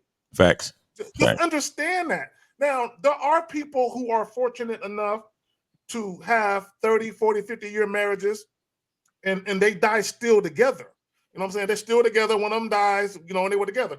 But even with that, even 40, 50 years later, can you guarantee that that person was faithful the whole 40, 50 years? No, but you shouldn't worry about it either. Don't worry about it either. You know what I'm saying? As I said earlier, there is no proof that people are faithful. Just the assumption of it. Right. Exactly. There's a 60-something-year-old. He was 70-something years old. He just divorced his wife. Because he found out like 50 years ago he cheated. So she cheated. Right. All right. So, all right. 248. Can you put your phone on mute, please? 248. Put yourself on mute, please. 248. And then we got 718. I think this is Moses. Moses, is that you, brother? Yeah, how y'all 4 men on the panel is doing? Yeah, we good, man. What's going on with you, man? What's up, Moses? How you doing? Like, this is a great, shout out to, the masculine identity membership, even though I'm not on there yet because I can't afford both right now. But Miles, you said that, you sometimes you need to spend time alone. Yeah. Let me tell you, man, I oftentimes, right, I spend time by myself. I go out by myself. You understand? I do things by myself. But when you do things by myself, I realize I learn about myself. I learn about the level of the game I'm in. You understand? Whether it's approaching women, whether it's going out and doing whatever you want to do. Right. You understand? So, I just wanted to put that in there. When you go out by yourself, the bars, I do that every week, almost every week. You understand? I go out by myself. But when I go out by myself, I enjoy it because I learn about where my level of game is, who I really am. You understand? Right. Exactly. When I approach women, when I approach women, I'm talking. I learn about myself. I learn about, let me go to the drawing board. Let me go to the video. What did I do wrong? Let me not do this again. Let me correct this way. Let me approach a woman this way. Let me not do it this way. I learned. You understand? So I just wanted to put that out there. Shout out to that. Now, here's the thing, right? About why sexual clashes, right? A lot of guys, they deal with women who don't like them. You understand? Like I've been in situations like this before. I knew y'all before.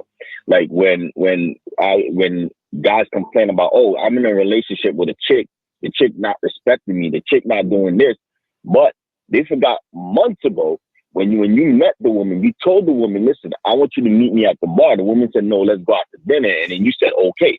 You understand? So that was when at that moment there, right. You should have known that you should have put that woman to the garbage can and get another woman. Right. Exactly. You get what I'm saying? Yep. So I wanted to put that out there. So, I'm not going to stay on here too long, but at the same time, this is a good, conversation. They understand that your reality will crash when you follow the woman's leads quicker than later. Facts. Your reality will crash when you deal with women who not cooperating with you. Mm-hmm. Because understand, like when you're dealing with women, you got to find women who's gonna be compatible with you, mm-hmm.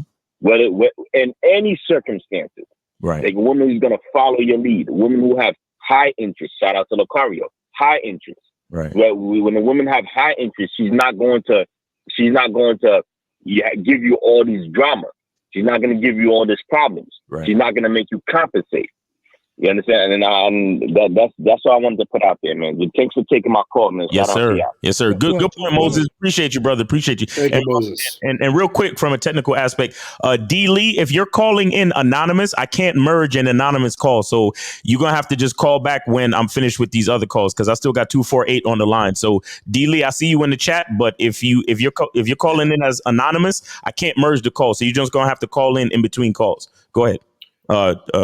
Kerry, you was gonna say something? Yeah. Damn, I lost my train of thought. Take the next call, bro. Well, just real quick before it jumps in there, I gotta pop out of here, fellas. Okay. But it's been a wonderful Saturday. I got just a bunch of things to do, but I appreciate that. If anybody has any questions or they want to get in touch with me, I'm on Instagram at MrJustin_X. And I'm working with guys who are in relationships. So please, if you got any questions, you got any hang-ups, what's going on in your situation, let me know and I can help out. All right, you fellas have a great day, and I'll catch up with you later. All right, you too, Justin. All right. Cool. All right, so it sounds to me sometimes that some individuals, they want to excuse the lack of work and vetting and observation and knowing the relationship for this, she's done me dirty or wrong. And right. I didn't see it because of, she's just this master deceptor. And it's to the point where once you get to a certain level, and I'm going to make this point, we all learn and grow.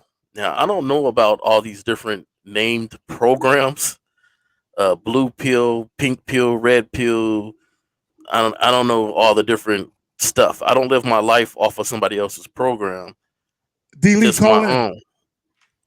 But no, we got 248 waiting, so he's not going to get still gonna wait. Oh, my bad. You got a call waiting. Oh, he's been waiting for a minute. Go ahead. Yeah. Hey, man. I know we got, if we got something to say, then we got something to say. Like I said, anonymous. Your call is anonymous, D. Lee. So we're gonna take 248, and then hopefully you could call it in between that. All right. So 248, you're on with K Zaggin, J Roman, and Miles on the Manhood is a Skill Set show. Name, age, city. How can we help you?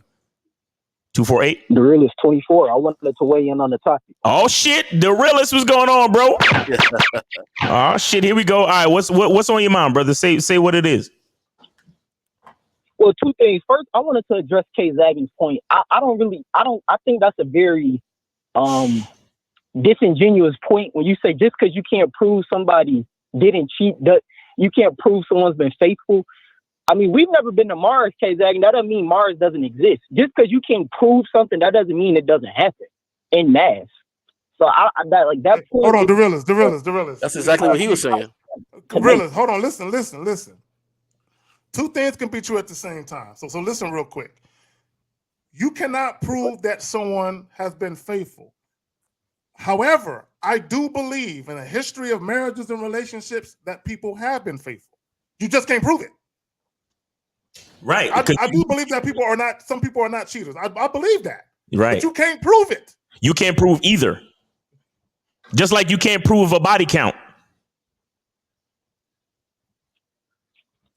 Nevertheless, okay, you said it. Two things can be true, but that's just not a point I would want to stand on, because like you said, people don't cheat. There are many people who don't cheat, and there are many. Whatever woman you get into a relationship with or wife you have, you can believe that she is not capable of that, but you'll never know for certain unless she gets caught cheating. Then you'll know. Shout out to Darius Gary with $2 super chat. He says, salute to the panel. Get them likes up. Go ahead, Dorilus. All right. So the second thing I wanted to ask the panel and everybody. So what is y'all view? Are y'all saying that to not be monogamous at all? Like, that was not the point. That was not the point. Look. Let me say this again. Any relationship that men and women want to embark on, whether it's a poly relationship or a monogamous relationship, do you? All we're trying to say is never believe because you enter into a monogamy-oriented relationship when you tell the woman, hey, boo, it's just me and you. It ain't no other woman. And she says, okay, daddy, can't nobody else have this. This kitten is yours. Never believe that it's 100% fact that it's always going to be that way in that particular relationship. That's all we're saying. Mm-hmm. Okay. All right. I'll call that. Okay. Did you have something else, Dorilus? Oh no, that's it. I just wanted to ask that question. All right, man. It. All right, we appreciate you, man. All right, so we got 463. You're on live with K-Zag, J. Roman, and Miles on the Manhood is a Skill Set show. Name, age, city. How can we help you? 463. Hey, this is Coach Brody out in Orangeburg, South Carolina. I'm 27 years old. Hey, what's up, man? How you doing? What's up, brother? Oh, not much, man. I'm doing well. Hey, I appreciate this live y'all doing. Shout out to the whole chat, the panel. All right, appreciate you. Hey, real quick, Coach Brody, before you go in, you, myself, and Coach Justin, we still gonna get together, fam. I know I hit you up. We still gonna make it happen. But go ahead, fam. And by the way, Coach Brody has a YouTube channel. Go ahead, fam. Do your thing. Oh yeah. We got to do that sometime soon, man. We do. We got to. And I want to bring up something to the chat. And it's two different things I wanted to bring up. And I think this is a great topic y'all talking about today, because I got a couple videos and I've been planning to make another one about pass theory. It's like sometimes somebody will give somebody a pass for things that they would view as what they consider compatible based off of their perception of a person not having that to offer at the moment, thinking they have good reasons not to give it, or they have reasons they deem as acceptable to them as to why they can't give it, or because they don't think they're giving it to somebody else. And that's where I think a lot of guys can get caught up when it comes to giving a pass certain things they see as compatible based off of those different factors. And sometimes it can be a real thing, and sometimes it's just being compassionate, but sometimes it can also cause issues. That's where the jealousy comes from. Right. If the woman's doing everything you want her to do, right, and your needs is met based off of what you determine that to be, that will hurt a lot less for a guy who thinks that a woman's doing that for somebody else, outside of like paternity fraud or getting burnt and shit like that. Right. Real quick, shout out to Thomas Blake for the $22 super chat, and then shout out to Antonio Wing Chung for the solid $5 super chat. He says, "What's up, K Miles? No matter how freaky your sexual kinks are, always stand on your square." All right, appreciate it. All right, go ahead, Coach. And then the other thing I wanted to bring up was what I call monogamy orientation, and I think it's a real thing to discuss too. That like monogamy isn't completely natural, but the psychological thought processes that a person has to have in order to live a fully polyamorous life, like compersion, getting over sexual jealousy, those things are also just as unnatural as monogamy is. There's always a compromise or a growth that a person has to make for whatever lifestyle they choose. But I do think that when discussing the topic of monogamy orientation, that doesn't mean that a person's only going to have sex with one person in a lifetime or at a time. Right. But I think some dudes need to understand that with women who are monogamy oriented, what that really just means is that based off of how sex mixes with emotions for that particular woman, that internally in her mind, the way that that man makes her feel, she just wouldn't feel comfortable with another man making her feel the same way. That's all it means. Right. But what she also has to understand is this: if that particular woman opens herself up to the idea of another man making her feel that way based off of how sex mixes with emotions, she gone. A woman who not monogamy oriented can go fuck another dude and come back and handle all her business the same exact way. And you gotta know the difference. Exactly. And now let me. I want to, because something you said interested me. You said that monogamy is not natural, but polyamory is not natural either. No matter what it is, we have to go through some type of growing pain to evolve in the lifestyle that we choose. So what would you, is there anything natural about relationships then? What is natural in your opinion? I think that there's societal things that influence it. There's lifestyle things that influence it. There's natural drives that influence it. I would say that, and this is maybe a controversial view for this space, but I'd say probably the first time monogamy happened, it wasn't forced. I think that's something that happened naturally.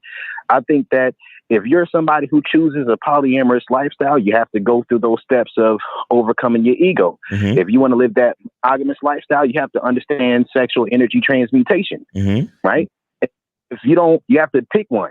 You got to pick. So, but what's natural though? What comes naturally? You think? Well, I mean, if we're looking out in the wild, just as natural as it is for people to be promiscuous, it's also natural for another male animal to kill another male animal if it's coming into his territory and sleeping with the woman's territory. So it's like what's natural is barbaric. Okay. So essentially both are natural. It's just that each one takes some type of growing pain. Yeah. Okay. Gotcha. Let me add this. Hayes with the 1999 British pound.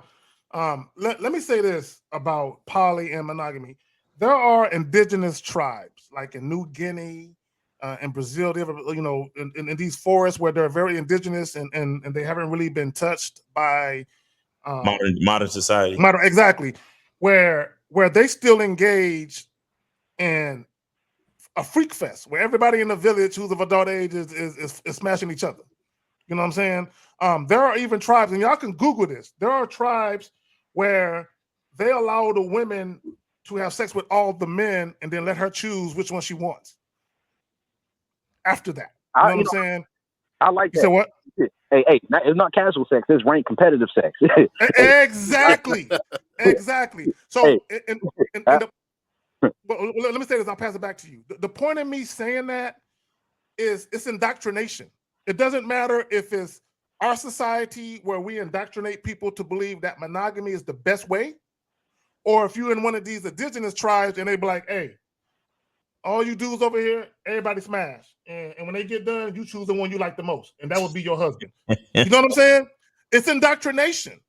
So if those people in those tribes came to America, they'd be like, what the fuck is this? Right. One person?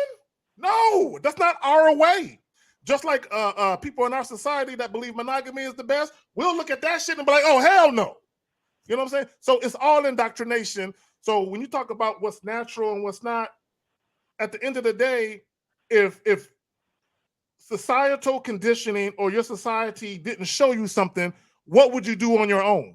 Nobody fucking knows. And then we got to get into age and shit too. Yep. Because you got experience, all that changes. Yeah, because you got some cultures where as soon as she has her first period, she's a woman.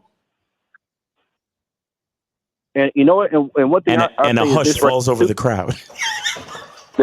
That it's impossible. Like, human beings are social creatures. It's impossible for us to know exactly what we would do separate from social programming conditioning. And I'm also saying like too, the ego is a social survival instinct. So the idea of a man desiring sexual exclusivity from a woman, now a man being sexually exclusive is a little bit, it's a lot less expected across the board in the world. But talking about a woman's sexual exclusivity, a lot of that comes from the perspective of legacy, or a lot of that comes from the perspective of like paternity fraud. If you were to give up your you were to provide for your children, make some money so that you could do that. If you're in a society where the whole village raises the child, then the idea of, paternity fraud is not a factor. So it don't really matter. Right. But in a society where, the man is developing a legacy to give to his offspring in the future, then that's where it'd be more so a thing.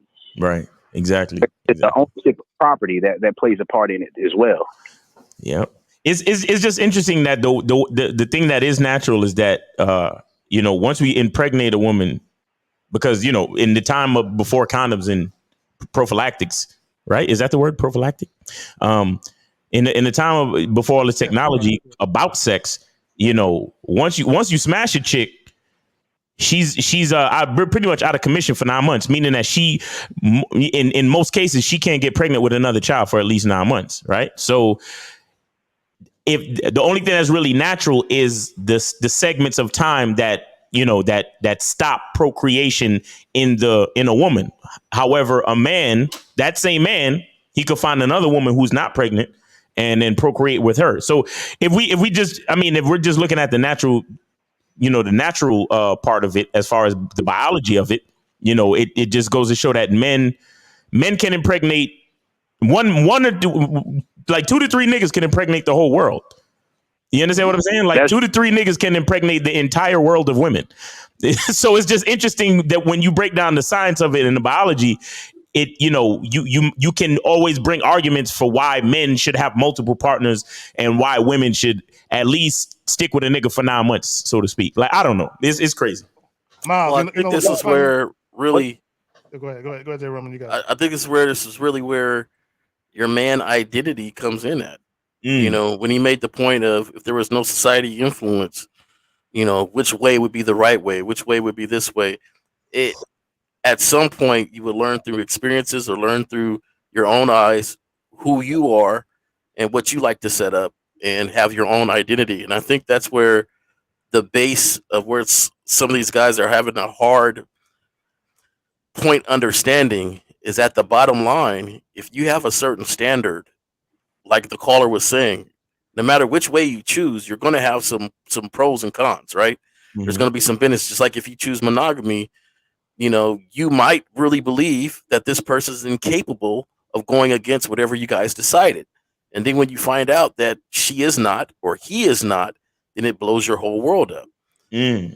So even in relationships that are not monogamy, whenever those people make a contract, I know a group, a couple or whatever, they made contracts and that contract was broken. It still messed them up. It's the mental thought line is what we're talking about of understanding human beings and the fact that nobody is perfect. So your reality should include a room for imperfectness. Right. Imperfection. I was talking to Coach Justin about anima development, right? Mm-hmm. Like your ability, your ego to be flexible to different possibilities within life instead of trying to hold somebody to one very exactly. Like I've been strictly monogamous for years. Like this is not how I've been getting down. I'm not against monogamy. I'm not against it. I just haven't been that way. But one thing I will say is that there's different levels of security. There's different things certain men will accept and be cool with and allow. I'd say that although I'm not somebody who's strictly monogamous, I also see that sometimes if a man is done having children or decides he doesn't want children, then he doesn't really care as much what the woman does because that's not going to be his child if she has one, or maybe her gas cut off already. I don't think most men who are actively seeking to have a child will be comfortable with this woman indiscriminately sleeping around in a way where she can get pregnant with somebody else's child. Finances are entangled. Right. I think we do have to keep that a buck too. Yeah, I'll be honest though. A big part of the reason why I can run relationships the way I do run them is because I'm not interested in having children. I'm not interested in starting like a family and all that type of shit. So all I need to do is all I require is for a woman to be consistent with me, and then we could keep fucking around. That's it. Like that's literally it. Let me say this. Let me say this real quick because we were touching on the prospect of if you didn't have any type of influence, which one would you choose? here's the thing about standards and principles and so-called preferences. A lot of people's standards, what they say are their standards or their preferences, is based on social conditioning. It's based on what society says is politically correct versus what society will look at with disdain. So even when we talk about monogamy, a lot of people's view on monogamy is something that they were indoctrinated to believe. Like, this is what trips me out, right?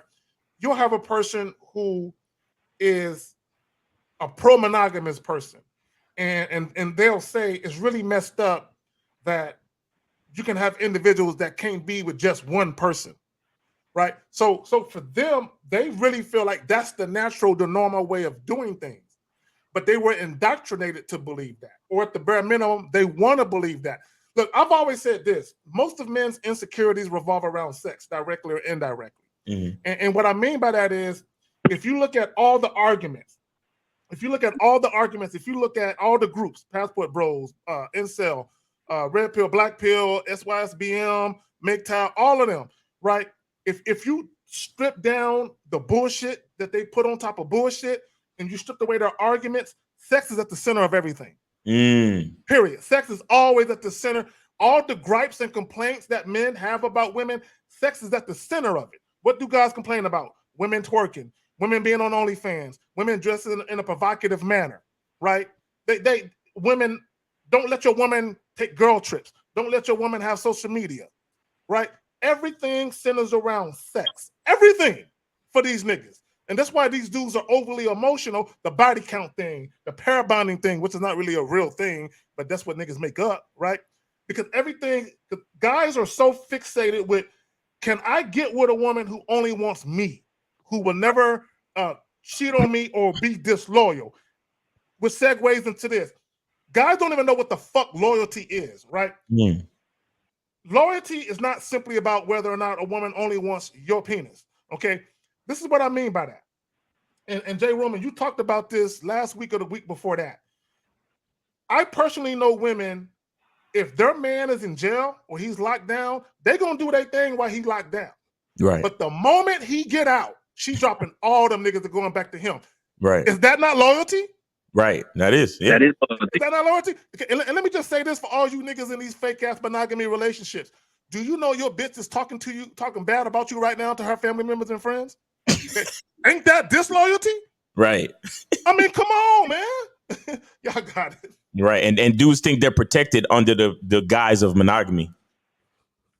And you know what? I think another thing to talk about too is that I ain't gonna get too deep into it because I ain't trying to take up too much of y'all time, but I'm gonna do some drops on sexual energy transmutation, whether somebody's monogamous or non-monogamous. I think understanding energy, how to transmute energy is an important thing to really grasp and understand, because energy, it moves in cycles. But I will say this, it's like cheating. Like, people talk about cheating. That's really just about whatever you agree to. Like, somebody can be in a relationship with somebody who is a sex worker, and they cool with that. Everything is cool. But you know what might be cheating for them? Don't get on my video game playing Madden with no other nigga. I'm the only nigga you play this video game with. Every relationship has something that's sacred to them. Right. It's like, and you gotta know what that is for you. Right. You gotta know what that is for you. If you're a primary partnership, something within that relationship should be sacred to y'all. That's my personal opinion. Some people have anarchist relationships. I understand that too. No, you're totally right. And to your point, there's been times where I've heard some ladies say that I don't want to know if you're involved with anybody else. The mistake is when you let it become reckless and come to the door. Exactly. Yep. If you let it affect the reality, if you let it affect the consistency of what we've already set up, that's what I'm saying. That is that reality shit. And look, and we talked about it earlier, and I've said this a bunch of times. Women, because like you both of y'all said it, right? Where you've told women up front that you've cheated in your relationships, and these women still wanted to fuck with you, right? I've said this for years. It's not the cheating that women are really angry at when you cheat on them. It's the consistency. It's the disruption of the reality. Because if the reality says that, me and you meet up, we go out, we go to dinner, we have sex, we do this, we do that, boom, boom, boom, and we have a great time every time, and we've been doing this shit consistently for like 2 fucking years. Once y'all go out to dinner, and then a bitch you waiting at the maitre d' to be seated, and then a bitch walk past y'all and be like, Carrie, is that you? What you doing with this bitch? What the fuck is going on? What just happened? I've actually had that happen, but go ahead. You see what I'm saying? Now what just happened is, yes, you were fucking that bitch, and that's why she's upset and bumping into y'all and talking all this shit. But what just happened is that you fucked up the consistency. You fucked up the fabric of reality that she's used to. That's what you fucked up. Now, the fact that you cheated, that's one thing, but that is what led to the reality getting fucked up. And that's what the women are really mad at. They're mad at the inconsistency, because if you know how to manage your bitches and your side hoes and the bitches that you fucking, and you know how to manage me and maintain the reality with the woman, chances are she's not going to say nothing to you, bro. You understand? Chances are. Hold on real quick, brother, before you go, let me just say this. I've had a situation where I'm with one chick and another chick show up. It was not no big, I kind of, embellished a little bit. It was not no big blow up where it was a big thing. When she saw me and we locked eyes and she shook her head and walked off, right? That's all that happened. But let me say this, to your point, Miles, a lot of women expect, when they dealing with a guy who they know who is a fly nigga, a sexy nigga, they expect him to have options. To your point, what women get mad at is the inconsistency. The inconsistency comes with the lying, right? But also the embarrassment. Like with what's that nigga named the Boston head coach? Ime Udoka. Udoka. Nina Long was embarrassed. Exactly. I promise you, if she would have found out he was cheating, but nobody ever knew about it, she might still be with that nigga right now. Facts. But the public and women cannot stand to be embarrassed, because what happens is they'll sing your praises to their family and friends about the type of man that they want their family and friends to see. But when you do something publicly, basically you make them look like, oh, that's the nigga you chose. Oh, that nigga ain't shit. Now they're embarrassed. Now they can't be with you no more because now they're embarrassed. I don't think embarrassment. My bad, Zach. I gotta, we need to pick up D. Lee's little comment. Just a moment, Brody. It's just, which one? I hold a higher standard for people who consider themselves men, because you should be creating your own reality.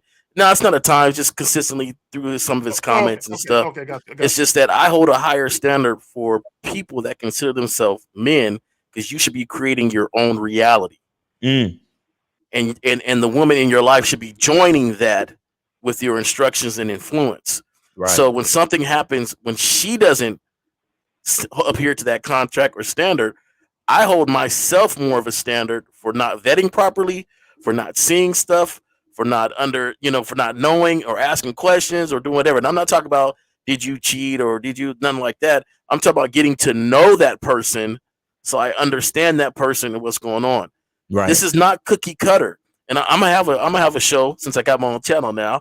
I'm gonna put together some stuff on how men should take advice. Right. Okay, because you got to understand it's not cookie cutter. Everybody has their own things, like Brody was saying, like we've been saying on the show. Everybody's not the same. Something else might be considered cheating to somebody else. But once you create a reality, you should hold yourself to a certain standard that anything affecting that first is your responsibility. Right. So you should get on yourself first before anybody else. And I don't care how deceitful the woman is. There were signs, there was things that was against your program, against your reality that you chose to ignore, but you still went along with it because you might have been afraid to be alone, afraid to lose the woman, afraid to lose clout amongst your friends. You let stuff ride, and now you're hurt at the end. Right. Because she was just that bad. I remember Zach used to always ask the question, how bad was she? And every time they come, oh, she's a 10, she's a 9, she's a whatever, because she's just that bad. So, hold yourself to a higher standard. And as a man, you should be judging yourself more when these situations happen. Coach Brody, I'll let you say the last word before I let you go, so we get some other calls in. So I said this: I've never cheated, but I've had a primary partner for a good grip, right? Right. And I got certain rules that I go off of, right? Because to me, I do look at I'm not a strict monogamous when it comes to my content, but my content is based on understanding what your primary partnership is. And I think a man should know that, because if you don't understand that, then you might get caught up in a new woman doing a bunch of shit for 3 weeks, maybe a little bit better than the woman you've been with for some years. Right. And then you start being goofy. I have certain principles. One of my principles is tenure, right? Another principle is the right of first refusal. It's like, if your woman, your primary woman, is used to y'all going out, let's say y'all go out on a date twice a month. I'm just saying, let's say y'all go out twice a month. If you dealing with new women and you got a woman who's down for you, she take care of certain things, she help you with your business, she do all this other stuff she's supposed to be doing. And then now the money that you're spending on taking these other women out is starting to cut into what you're doing with your primary woman, you fucking up. Exactly. Like the consistency. You have your nose wide open to where whatever glitters is gold, whatever new is shiny because bitch bad, something like that is weird. Right.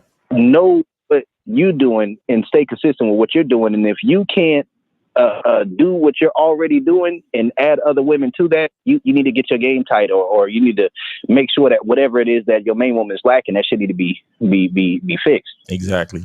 All right, Coach Brody. Hey, what's your YouTube channel so cats can find you? Coach Brody. Coach Brody, you want to get a spelling real quick, or is just like how it sounds? COACH space BRODIE, and y'all check out my first single that dropped not too long ago called COVID Floor. Y'all check that out. All right, man. Hey, man, it's been great talking to you, man. I appreciate your insight, man, and your addition to the conversation, brother. You have a good day, man. Appreciate you. I'm gonna just say this last thing. I appreciate that caller, man. I think this today's discussion was well needed just by the comments and stuff. Right. But I'll say that, everybody wants to celebrate the good and act like they did the good, but when something bad happened, they want to point fingers. Exactly. So if you're creating a reality, you celebrate the good, but you also need to take responsibility for the things that's negative that's going on. Exactly. In that reality. 313, you on live. You on the Manhood is a skill set show with K-Zag, J. Roman, and Miles. Name, age, city. How can we help you? 313. Hey, yeah, man. Let me pause the show in the background real quick. I know you guys don't like that. Yeah. But I'm. Wait, go ahead. Yeah, go ahead. You name, age, city. Go ahead, brother. Yeah, it's Muhammad. I am 20 years old and I live in Michigan. Okay, that's what's up, man. What's on your mind? All right. So I wanted to know, the basic premise of the question is, how do I be more assertive without coming off as an asshole, pretty much? How do I be assertive and not be unreasonable with it? Okay. All right. Let me stop you. Okay. The fact that you're worried about being unreasonable or coming off like an asshole, that's a problem. I saw a quote by Kevin Gates, the rapper. He says, I don't want to go anywhere where, how did the quote go? I don't want to go anywhere where I have to water down who I am. Okay. So, but that wasn't the exact quote, but basically that's what he was saying. He doesn't want to be amongst anybody where he has to mute who he really is or water himself down. Right. What you're talking about, that's exactly what you're talking about. Let me explain what I mean, caller. If I'm having a conversation with a young lady and I know for a fact I'm not being malicious, I'm not being mean, I'm not trying to harm anybody, I'm not doing anything wrong or illegal, and I'm just being who I am and I'm speaking my mind, I'm not concerned with how she perceives me. Right. I'm not concerned with how the fuck she takes it. So if I walked up to a woman and I smacked her in the butt and I'm like, hey, I'm about to leave in 10 minutes. Well, no, let me take the smack butt out of it. Let me take that out of it. Okay, that's a whole other thing. Let me take that out of it. Let me take that out of it. Because we don't want people doing stuff. You don't want to do that. So let me take that out of it. Okay. But if I walk up to a woman without touching her, let me rephrase it. If I walk up without touching her, I said, I'm about to leave in 10 minutes. Go back to my house. I want you to join me. But understand, if you join me, all them clothes is coming off. Right? If I say that, right? How she takes it is how she takes it. I don't care how she takes it. She can get mad. I ain't that type of girl. Who the fuck do you think you are? I don't care if she feels that way, right? That's her job, right? That's her job to figure out what I said and for her to react to it how she reacts to it.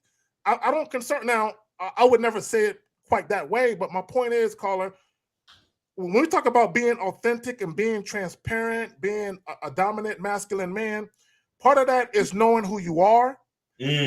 But when you know who you are as a man, you also know how most of the women that you deal with perceive you and how they react to you.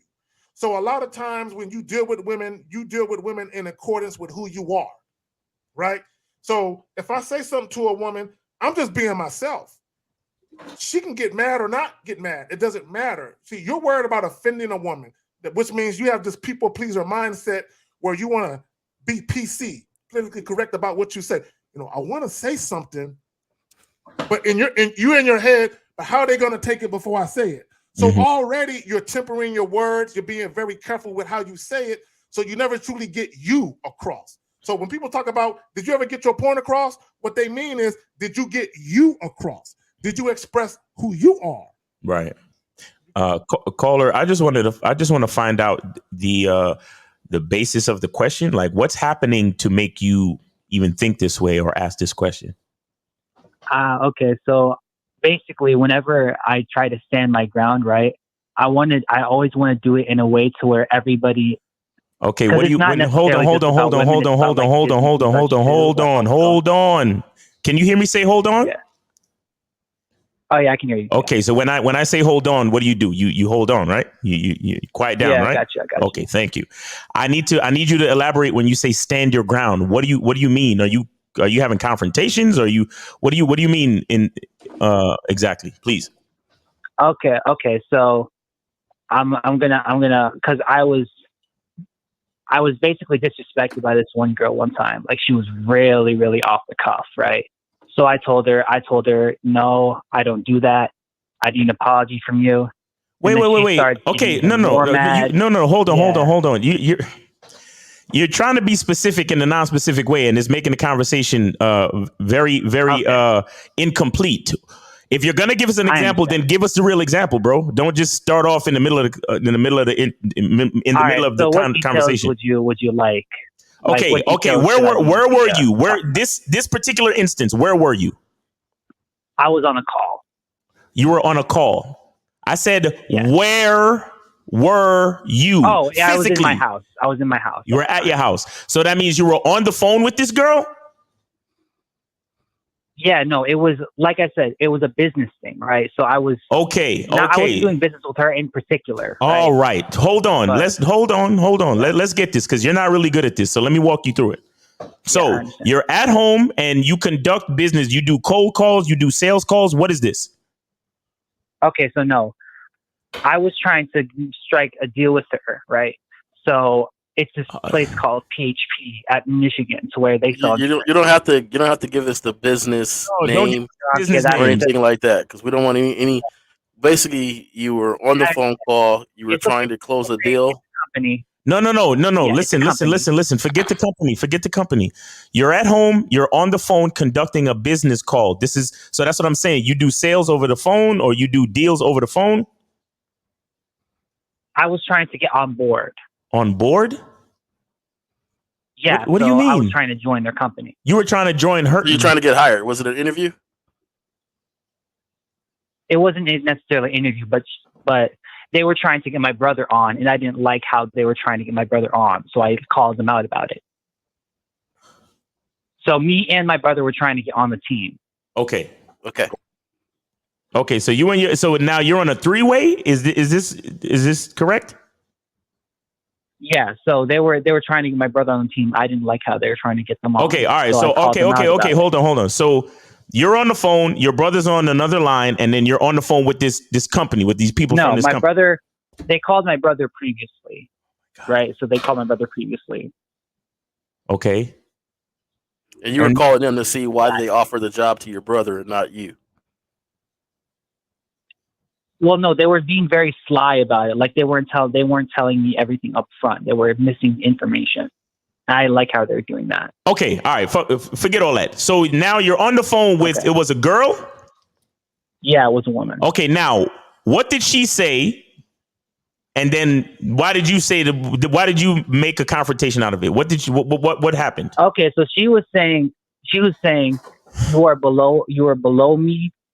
So she said you are below me. how do I phrase it? Yeah, you were No. Mm-hmm. Did she say that exactly, or did you interpret that? No, she said you have nothing right now. You are because You see what he was doing? You see, no, caller. We can't do this. We can't do this because I can't. No. I'm gonna try this with you. Hold on. We can't tell what is your perception of what's real because you can't even explain what the fuck really happened. Okay. Give us verbatim what she said. Don't look. Stop acting like a woman. That's what women do. Okay, when you talk to women, they mix their feelings into what you're saying, and they, hey, look, girl, don't be coming in late no more. And this is how they interpret it. This nigga try to tell me what to do like I'm a kid. Like ain't nobody even said that. But don't do that type of shit. Just say exactly what happened. They were okay. So they were trying to recruit my brother. There was a fee that they were supposed to tell him about that they didn't tell him about. I confronted them about that fee, and then they started getting angry at me. You confronted them about a fee? Yeah. They didn't tell his brother. They didn't tell his brother that whatever they were doing involved a fee, and he was like, "Yo, that's misinterpreting, misleading, because my brother didn't know he had to pay to join you guys." Right. Yes. Okay, so go on. So again, what did she say exactly? And then what happened? What did you do? God have mercy. Okay, so they were saying essentially that you have no idea what you're talking about. So she said, "You have no idea what you're talking about. Don't put your brother under the bus," essentially. And then they were saying things. That's the thing. I don't remember exactly what they said. Okay, caller. We get it. This is Jay Roman, and I'm gonna help you out. Okay, because you're gonna frustrate the whole panel, and I'm gonna let you know. So basically, I'm gonna kind of go over it from what you told us so far. Basically, whatever you guys are trying to get involved in included a fee. They didn't tell your brother about it. They were being disingenuous on all that it took to join them, and it included some fee. It didn't tell your brother, that made you upset, so you confronted them and was like, "Yo, what's up with this fee?" They disputed you on that, and was like, "No, you really don't know what you're talking about." Blah blah blah, and whoever you were talking to, the lady became to be a little disrespectful with you. Is that correct? Yes, exactly. Okay. Yes. All right. That's correct. Yes. Okay. And now, is that the only thing that has happened, like Miles asked earlier, that has brought you to the point of understanding that how do I become a little more assertive and talk a certain way? Is that the only incident that has happened so far that has brought you to that conclusion? That's the only incident that got you to that incident happened and then you called in today. Yes, because I wanted to know how I could improve on that, but yes. Okay, so if it's only one incident, then I don't have enough background data for you for me to give you a lot of advice, because it sounded like you were coming to your brother's aid, which, if you guys are siblings, the bond between siblings and brothers, I don't know how old he is, but hey, you had his back. Yeah.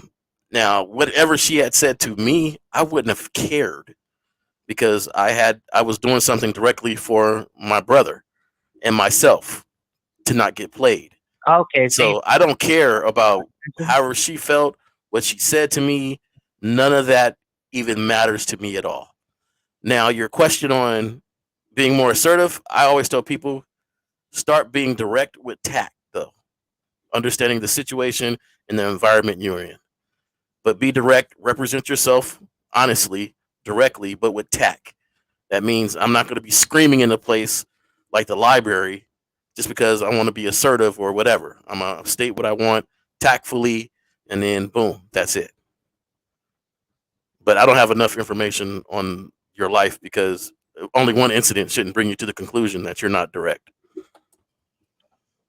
Okay, yes, I understand. So you're saying I shouldn't have cared about the situation, cared about what they said to me? Not at all. What does she mean to you? What does she mean to you? Who called you an asshole, caller? You said you try not to be an asshole. Who told you you were an asshole? Nobody, but I interpreted it. That's what I'm trying to say to you. Half the shit is in your own fucking mind because you don't know who you are. I'm Miles Cunningham. If Jay Roman or K Zagan say, yo, you're an asshole, I say, no, I'm Miles Cunningham. Do you understand that? Yes. So that's what I'm trying to explain to you. You have it in your mind that somebody thinks you're an asshole, but absolutely no one actually called you an asshole. And the reason why you even lean into that situation is because you said your name is Muhammad, right? Yes, sir. Is Muhammad an asshole? No. So where the fuck why are we talking about this then? That's my question. Because I don't want to come off that way. I want to, like, that's not who I am, so I don't want to come off that way. But if that's not who you are, then why are you worried about coming off that way? I just want to get the most out of the situation without straying too far from who I am. And I'm not someone who likes to deal with things aggressively. I don't like to deal with things, or I don't deal with things. Okay, let me ask you a question. Do you like to deal with things honestly? Yes. Okay. Well, representing your honest opinion and your honest thought and your honest answering of a question or whatever doesn't mean you're being an asshole. It doesn't mean you're being aggressive. It means you're being honest. So if somebody says, do you like my dress? And you honestly say, not really. That's not being an asshole. It just means you don't like the dress. You're being honest. If they say, do you want to work for the company? Well, I don't know. You guys are charging fees that has surprised me a little bit. That's just being honest. So instead of considering it being an asshole, how about you consider it representing yourself in an honest way? Because would you prefer to be a dishonest person? No, I would not. Okay, then stop laying down for everybody trying to wonder if you're being nice or not. Right. And that would be dishonest. Another thing, caller, is that you say you're trying to get the most out of every situation, right? Not every situation is meant for you to get anything out of. If these people were trying to scam your brother, then maybe you weren't supposed to fucking be talking to them at all. Maybe you need to go find another company that does better and more honest business. Real quick, Miles, I'm sorry to cut you off, but because I mentioned the name earlier, I'm not going to say that they're trying to scam us or anything. No. Whatever. No. Listen to what I'm saying. Listen to what I'm saying. Okay, let's switch it all up. Let's just say you see a woman and she's attractive to you, right? She physically, she has everything that you like in a woman, but then you go up to talk to her, right? And she speaks a language that you can't understand whatsoever. Yes. Then that means there's a block. That means there's a compatibility issue. It doesn't mean that you're an asshole. It doesn't mean that she's a horrible person. It just means that there's a compatibility issue, and standing there talking to her makes absolutely no sense for either of you. It would be an absolute waste of time for you to continue. Or let's just say it was not even just a language barrier thing. Let's just say she was just a different type of chick. Let's just say she was a fucking, a hood rat bitch, where she'd be like, hey nigga, what's up? Blah, blah, blah. Why you talking to me? This, that, and the third. You look at her and you say, okay, I don't need to continue a conversation with this female because I realize that we're two different people and it's not compatible. It's not conducive. So let me leave her alone. A lot of times, not every situation has something for us. And again, we can recognize that early if and only if we know exactly who we are. Do you understand? So if I know who I am and I see this woman and she's physically attractive, but when I actually talk to her, I realize that we're incompatible, I stop talking to her.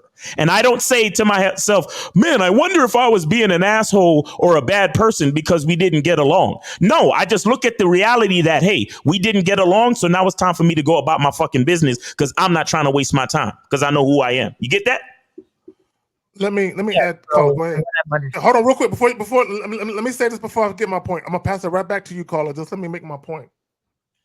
There are two types of people who typically avoid confrontation.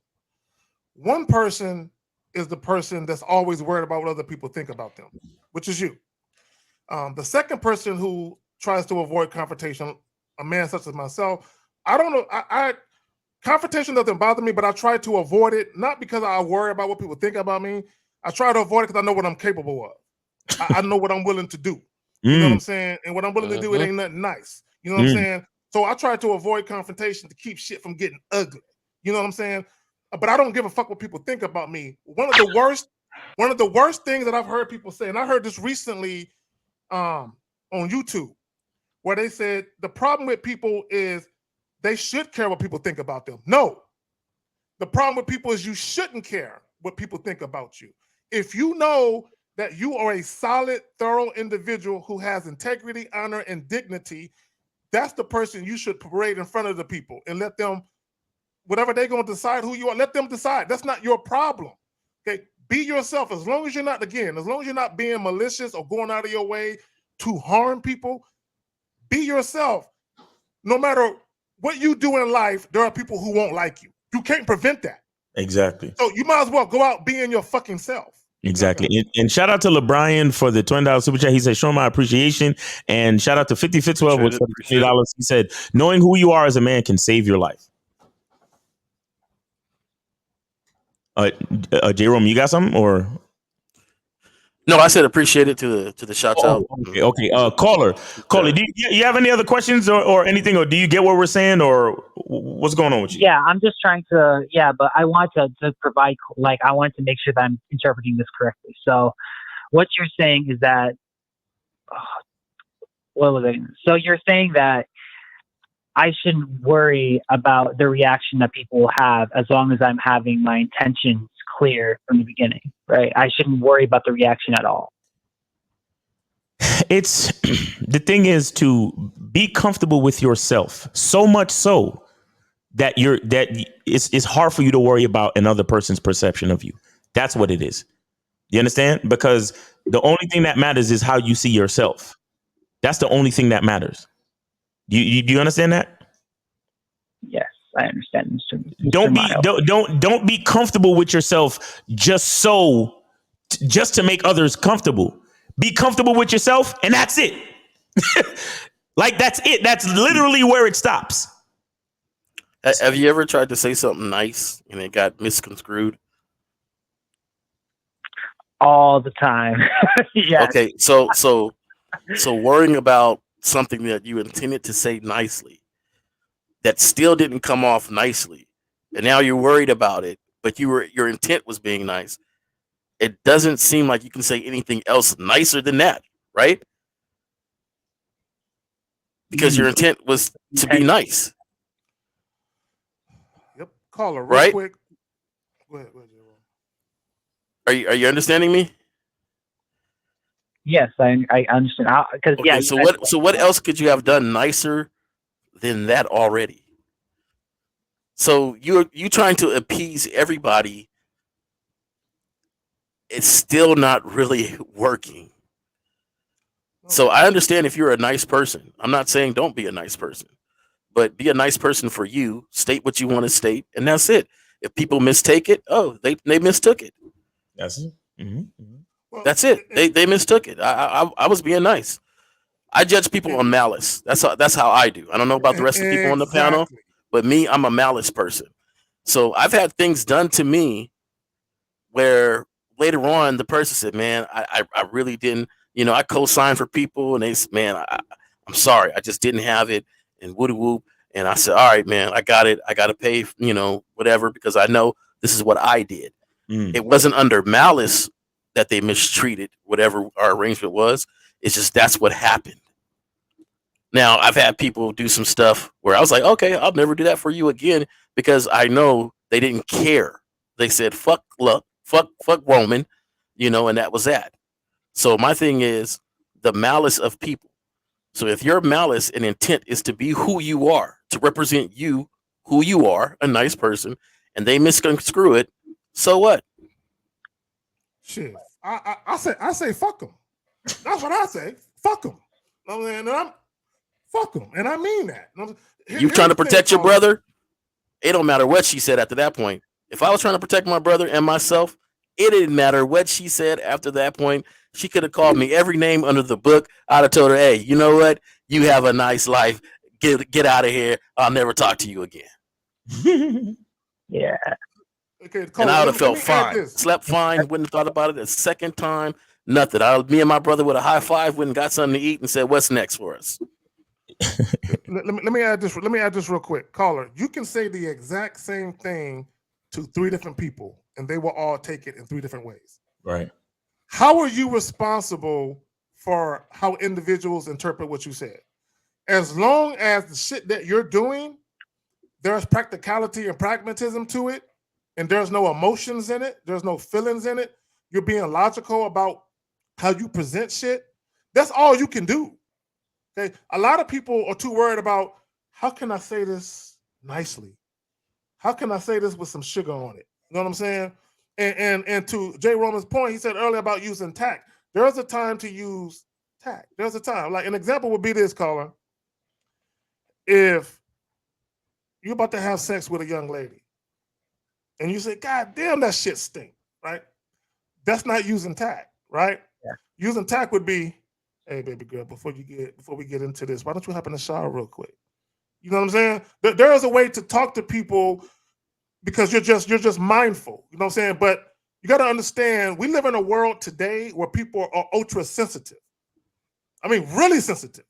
You know what I'm saying? So no matter, and Jay Roman said it earlier, no matter how you put it or how nicely or thoughtful you put it, they still gonna look for the negative in what you said. And there's nothing you can do about that. That's why I say fuck them. Let them think what they're gonna think. Yeah, I got it. Now, I will tell you with tact with this situation with the caller, because it's a company or a business, and you never know where that person might be working at next. I'm a person that I believe men should have forethought and think in the future. So that doesn't mean I'm gonna lay down, but you could have told that lady or whoever she was, hey, no, this is not going to be a good opportunity for me and my brother. We're just not down with these fees that you're talking about when it comes to this. So, maybe when you're in a different position or something, keep us in mind. But that's it. Now, if she could call me every name of the book, I will let her know, wow, I'm pretty surprised at this company that let you be this disrespectful to future whatever, and it got off. Like I would have maintained me because I hold myself to a certain man's standard. Right. And it may not be anybody else's standard, but it's my standard on how I'm going to act. But I bet money that she wasn't even being disrespectful, man. This caller is in a space where he's in his own head. That's what I'm saying. No, she was. I mean, okay, if I were to record the call and play it back, you know what. But I'm going to take it 50-50 because I don't really believe or trust anything that anybody says. So 50-50. I always give you the benefit of the doubt. So I believe she might have said something with a little twang in the voice that you caught on to. That was like, she kind of being disrespectful. So, and then I believe that you might have took things a little more sensitive than you should have. I'm curious though. Caller, how do you feel about women? And I'm asking you this question. Before you answer the question, this is why I'm asking you the question. If I was racist, I'm not racist by any means, but if I was, let's say I had a problem with white people.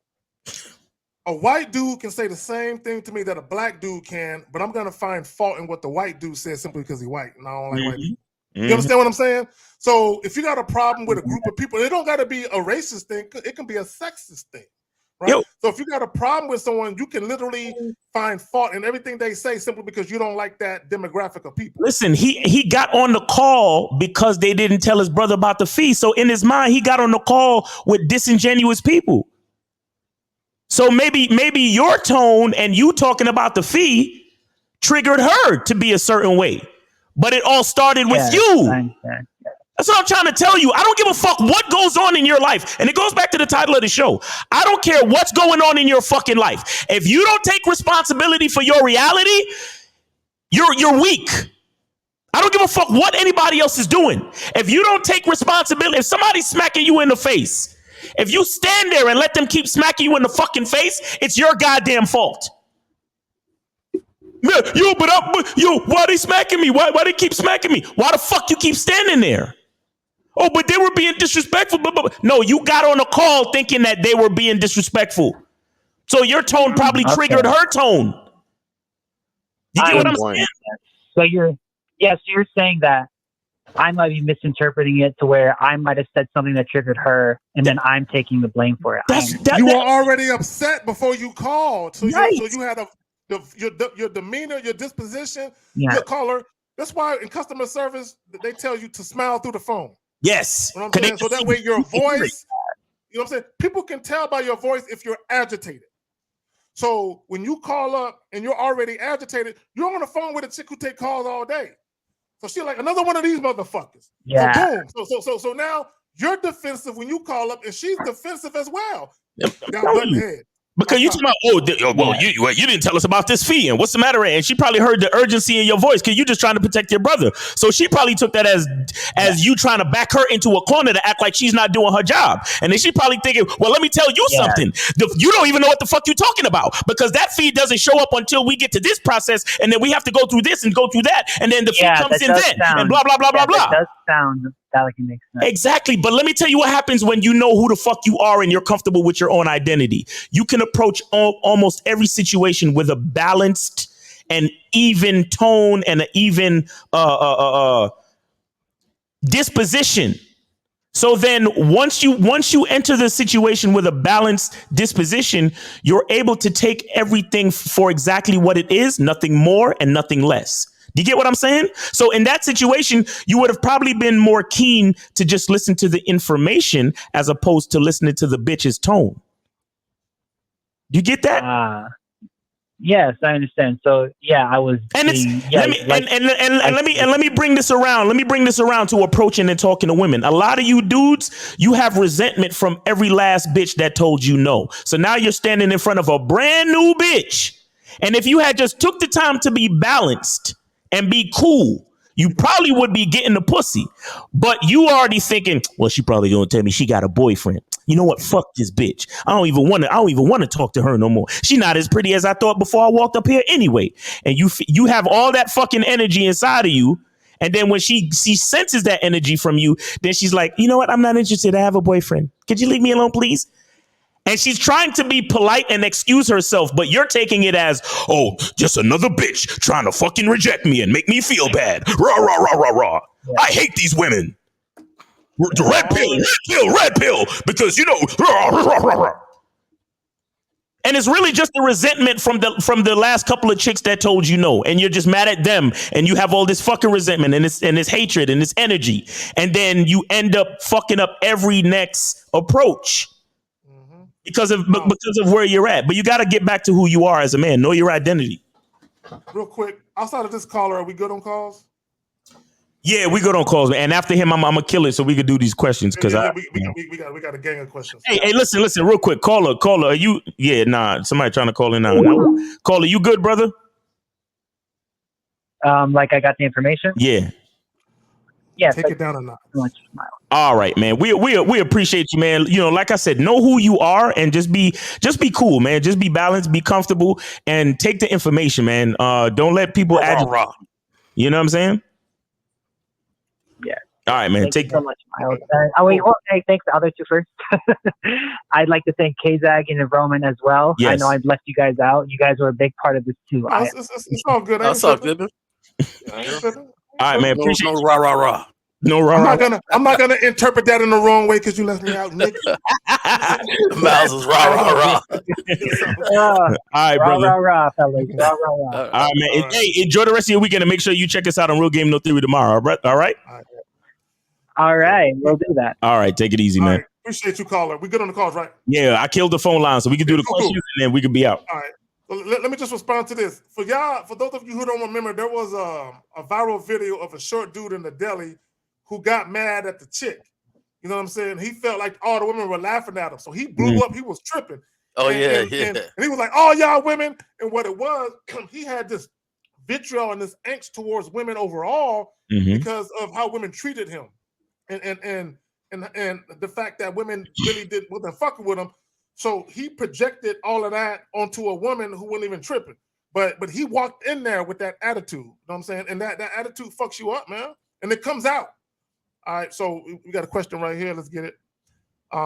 If you start a Channel J woman, would you need a thumbnail designer? If so, I can send you my portfolio. Oh shit, niggas is getting on. Okay. Email them. Hit them up. Yeah. It's jromanway@gmail, man. Hit me up. Let me see what's up. Even though, you know, I got a group of cats that's been doing this a long time, so they've been putting me on to a lot of different little things. So, but yeah. Right, there you go. All right, here we go right here. Isaiah says, I've been on a Masculine Identity membership. Shout out to you. and stop hanging out with old friends. So my question is, should a man be okay with feeling lonely, Miles? Since he on your joint. Yeah, a man should never feel lonely. If you feel lonely, then there's something deeper that you have an issue with. You haven't yet. Basically, it's like that. If you're spending time with yourself and you feel lonely, you're in bad company. So that means you still haven't truly accepted your own identity yet. You understand what I'm saying? So a man should never feel lonely. A man should be able to be alone, but never feel lonely. This is why the latest video on the masculine identity membership talks about the productiveness of solitude when building your masculine identity. Because being alone and when you spend time alone, you get to understand who you really are. You know, like, you know, if you live by yourself, when you step into your house, everything around you is based on the decision that you made. So the cleanliness of your house, the feng shui, wherever the furniture is put, the lighting, the way it smells, every fucking thing around you is based on the decisions that you've made. So spending time alone shouldn't make you lonely. You understand? You should embrace that time. You understand? And again, I have 5 in that video. I got 5 reasons why it's a good and productive thing for your masculine identity. So get on a masculine identity membership and y'all could get that information today. I'm going to answer the question like this. I came across a Facebook post where there was a debate about if you got problems in your relationship, should you fix it or change partners? The thought of you changing partners basically illustrate your need to always want to be with somebody because you're worried about being alone, right? When you talk about fixing a relationship, that implies that something is broken. So if you got to fix it, leave the relationship. The problem with a lot of people is they don't know how to be alone. And Miles said earlier, just because you're alone don't mean you're lonely. A lot of people aren't happy with who they are as people. Because if you were, you could be alone. You could be single, kicking it, chilling, and love every fucking minute of it. A lot of people feel like they have to be with somebody to feel like they have meaning in their life. Right. This is why you would have even a debate. Should I fix my broken fucking relationship that's fucking drama filled? Or should I just find a new partner? How about you end the relationship, fuck finding a new partner, and just be single for a minute and kick it by yourself? How about that? How come that's not an option? You got it, J. Oh, I think since he got a program that kind of maps this out, and you know, my thing with hanging out with old friends, I'm a loyalty type guy. Even though there's some friends I can't hang out with every day. So my thing is that, you know, when you graduate and you have your masculine identity intact, you wouldn't worry about hanging out with old friends because they wouldn't influence you because you would know who you are. Exactly. So you would know, you know, what's going on with you. And in fact, they should see a new you. Whenever we go through any type of transformation, I feel like the person should never, people around you should meet the new you a year from now, 6 months from now, further from now, because you'll be so enrooted on who you are and your own identity that nothing will break that new identity. It don't matter if it's old friends, new people, because you know exactly who you are. So, you know, so in all steps and all time. Yeah. My bad. I ain't mean to hop to the next shit. No, go ahead. No, that's it. All right. So Cole still says, do y'all consider having a woman follow your direction in non-sexual activities a higher level of respect than getting laid? Of course. Of course. Look, let me tell y'all something. The reason why a lot of guys have issues is because they place too much of an emphasis on the sexual part. If you're talking about dealing with women and actually inviting a woman into your life on a serious tip, the sexual part cannot be the main thing that's driving your influence, right? This is why the passport bros are leaving, because the niggas ain't getting no pussy over here, right? So for them, and not all the passport bros, because I know what niggas gonna get into their feelings and get all emotional and shit, but the majority of them, they're sexually frustrated men. So they're making decisions to spend hundreds, if not thousands of dollars just to go abroad, just to finally get some sex. You know what I'm saying? And the reason why they're having issues is because they don't have the ability to influence a woman outside of sex. And a lot of times, this is why when guys say, get your money up, women will come, because they rely strictly on the money to try and influence a woman to cooperate with them. They don't know how to be a man and influence a woman with being a fucking man with their own signature, unique masculine identity. Shameless plug. Anyway, go ahead. Yeah, man. I'll say this. It's not. I don't know if it's a higher level. What I do know is in my relationships, a woman has to follow my lead at all times. You understand? So there's no difference between in or outside of the fucking bedroom. So I can't call anything higher or lower. Like, being with me is the higher level. So whether we fucking or whether we doing anything, she gonna listen to me regardless, because I run the show. I'm the king. I'm the leader. I'm the warrior, the protector, the provider, everything. You understand? So I don't, again, this is, if you break down the question, this is another example of guys like putting sex here and then everything else over here. Or if one thing, a woman should listen to you at all fucking times. So there's nothing, to me, there's nothing higher or lower or nothing more significant about anything. A woman should be listening to you at all fucking times. If she's not, then you shouldn't really be with her, period. For me, it's the result. So us being able to enjoy each other is the result of her listening to me throughout our process of time. So it's not like I don't see one without the other. It's just that because if she don't listen to me, then we didn't even get to that point. There was no need to get to that point because now I don't trust you either which way. Mm-hmm. So why would I be in a situation I don't trust you like that? Mm-hmm. And to me, as you get older, you should realize that you're not going to endanger your life over sex. Exactly. Period. So my thing is, there's a lot of things that turn me off. Real quick, J. Ron, shout out to Box and Plug Day. My bad. Box and Plug Day with the $2 salute. Kozak, Miles, and J. Ron. Appreciate you, man. All right. And not listening is one of those things. Mm-hmm. Exactly. So, Well, let me say this, and I'm glad what you guys said different from what I said, because I want guys to understand that like what's that nigga name? Rosebud Bitter Wallace. He said you can be in the room with niggas, get 10 different answers, all of them right, and it's based on the man. Right now, let's hop to the next one. David Turner says, is it okay not to trust anyone, but can you build confidence in some people? There's a difference. Why? Okay, here's the thing. Okay. Yeah, y'all keep looking to other people for shit. Okay, when you talk about trust, Miles said it earlier. Trust yourself. You know what I'm saying? Trust that you make the right decisions for yourself. Because nobody got your back like you got your back. Exactly. Nobody's gonna respect you like you respect you. No one's gonna love you like you love you. Nobody's gonna value you like you value yourself. So trust and believe in who you are, and that you have a true and tried method to filter out the people that don't belong. Trust in you. So that way you don't got to worry about trusting anybody. You ain't got to worry about being confident in anybody, because I know who I am and I know what's right for my life. So whether I deal with women or I'm dealing with other dudes, such as Miles, J. Roman, and other dudes from the Real Game No Theory panel, my thing is, if these dudes weren't righteous, thorough men, I wouldn't fuck with them. Mm-hmm. So I don't need them to do anything to show me anything. I could just sit back and peep how men move and see the consistency in their character and integrity as men, and be like, I fuck with that, because that's who I am too. You know what I'm saying? Go ahead, Phil. Let me tell you something with consistency and identity and even confidence and even trust. You have to realize. See, here's what it is. A lot of cats. A huge part of insecurity is that you think you could tell the fucking future. The only thing we can tell is now.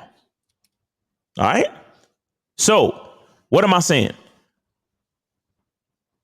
The question is, will we have a Manhood is a Skill Set show next Saturday? I don't fucking know. I don't know. We won't. We're going to be in New York. No, I'm not. Anyway, go ahead. Okay, no, as a matter of fact. I know, but I know what you're saying now. As a matter of fact, you're right. We won't. That's crazy. I didn't even think about that shit. But anyway, right. Take notes, guys. There ain't gonna be no show next week because we're gonna be actually working. Anyway, but the point I'm trying to say is that even today's show, did I know for sure that there was gonna be one today? I looked forward to there being one today, right? But until I actually hit this fucking button in my because there's so many things that has to happen for us to have a show. My computer gotta work. My internet gotta work. I gotta make sure I pay the bill. J. Roman gotta be all right. K-Zag gotta be all right. Mr. Justin gotta be all right. StreamYard, the company, has to be all right. There's so many moving parts. Did I know that there was gonna be a show today? Exactly. No. Did I prepare to have a show today? Yes. And the only reason why I prepared is because of the consistency of the past. You get what I'm saying? But if the show didn't happen, I would have to do my next best. I'd have to probably do some marketing or go about my business and do something else. You understand? Would I be like, yo, that nigga K-Zaggin is a bitch ass nigga because he ain't do the show and blah, blah, blah, blah, blah. And yo, man, I can't stand this shit. And niggas I'm a victim, bro, because I prepared to have the show and then the show didn't happen. And nah. The point of the matter is I prepared for it. And then K-Zag sent me the link, and then I got on. Luckily, my internet was working, my computer was working, my roadcast is working, the StreamYard is working, the internet is working, everything is good, and I'm still healthy enough to speak to y'all and recognize everything. And so I'm grateful for the present. You understand what I'm saying? Guys, all of that trust, all of that like trying to expect things from people, there's a lot of insecurity. The bottom line is, do what you need to do for the present. You understand? And be great. This is why I have one of the biggest videos on the Masculine Identity membership is the importance of gratitude, how to be grateful. You celebrate consistency and you're grateful for the present because the thing that you want is happening now. So the thing that I want to happen, which is at 1:30, the Manhood is a Skill Set show happens. And right now it's happening. All I could do is be grateful. And I can't be a victim if it doesn't happen. All I can do is appreciate that it is happening. I can appreciate the fact that J. Roman is healthy and well enough to do the show. K-Zaggin is healthy and well enough to do the show. I'm healthy and well enough to do the show. We got the people in the chat and everything is working like it's supposed to based on the consistency thus far. But after that, if it doesn't happen, I can't become a victim all of a sudden. And I can't put all of my like worry about trust and all that other shit. You understand what I'm saying? Like I just don't want cats to be insecure with this shit, bro. And the thing is, to answer the question, right, where he says, can I build confidence in some people? It's not about building confidence in, like, for example, me being here on the show today is not about me building confidence in K-Zag or me building confidence in J. Roman or me building confidence in the people in the chat. It's me building confidence in myself to be prepared. Because if I don't set up my roadcast and my computer, my camera, my lights and everything like that, I can't contribute to the show. And then it just so happens that the other gentlemen on this show, they've also prepared. And I'm grateful to them for that. But to try to like I'm dependent on niggas and I'm worried. Oh, I wonder if K-Zag is going to do the show today. And if he doesn't do the show, I don't know what's going to happen to me. And it's not about that. It's about me looking at myself and say, look, I'm prepared. I did my part. I paid my internet bill. I kept the battery going in my fucking camera and we here. And all I have to do is be grateful. You see what I'm saying? Like dudes gotta focus on themselves just a little bit more, bro. You know what I trust? I call this. Hold on, real quick. Let me say this. I trust that Miles's background was gonna match the color shirt that he got on. I trust in that shit. But go ahead, y'all got it. This nigga. Nah, I watched this movie Jackie Brown. Any of y'all remember that movie Jackie Brown? Yeah. In the point of that movie, there was a character played by Samuel L. Jackson, and one of his partners got out of jail, and he goes, "Hey, let's go stay at my surfer girl's house." Right? So they go to the surfer girl's house, and he sets his boy up who just got out of jail there, and they plan on doing this heist, and so he had a role for his boy who just got out of jail, and the surfer girl was there. Well, as soon as Samuel L. Jackson left, the surfer girl told his partner, "Hey, we're doing a lot of the work. We should just take the money." So the next scene, some scenes later, he was at the bar with his partner he just got out of jail with. And his partner said, "Hey, I don't think you should trust her because this is what she said." And he goes, "Oh, I don't have to trust her because I know her." And then he mentioned the fact that when I left, you and the surfer girl, y'all fucked, right? And he kind of looks, he goes, yeah. He goes, see, I know her. Like, I know people. Right. That has always resonated with me because it just spoke to the way that I live life. I don't need to trust anybody. I just build trust in myself. And every relationship is an opportunity for you to build more confidence in yourself on knowing how to vet, knowing how to read people, knowing that people are fallible and imperfect. I'm not saying it in a negative way. Yeah, there's people that have showed you consistency. There's people that showed you certain things, but at the same time, you always have to have in the back of your head that I trust that people are imperfect, if fallible. Exactly. I never forget, I was at a party and one of the best compliments I ever got. Some lady was talking about how easy guys are. And the lady I was with was like, nah, guys aren't easy like that. And she goes, yeah, they're pretty easy. And she says, I know guys are very methodical. Right. And so she let her know, like, and they look, and he's like, yeah, I'm a thinker. I think through stuff. I ask certain questions. I don't waste a lot of steps when I move. I'm the type of person that clean up a certain way. So I just go around the house. I hit one room, next room, sweep back, put stuff up, boom, I'm done.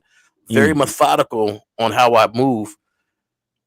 And when you get to know people and you build relationships with people and you observe and you vet and you're not lazy, you always stay on your grind and getting better at these things, the trust is not really a factor. It's not really a factor anymore because you get to know yourself and you get to know people and how they move.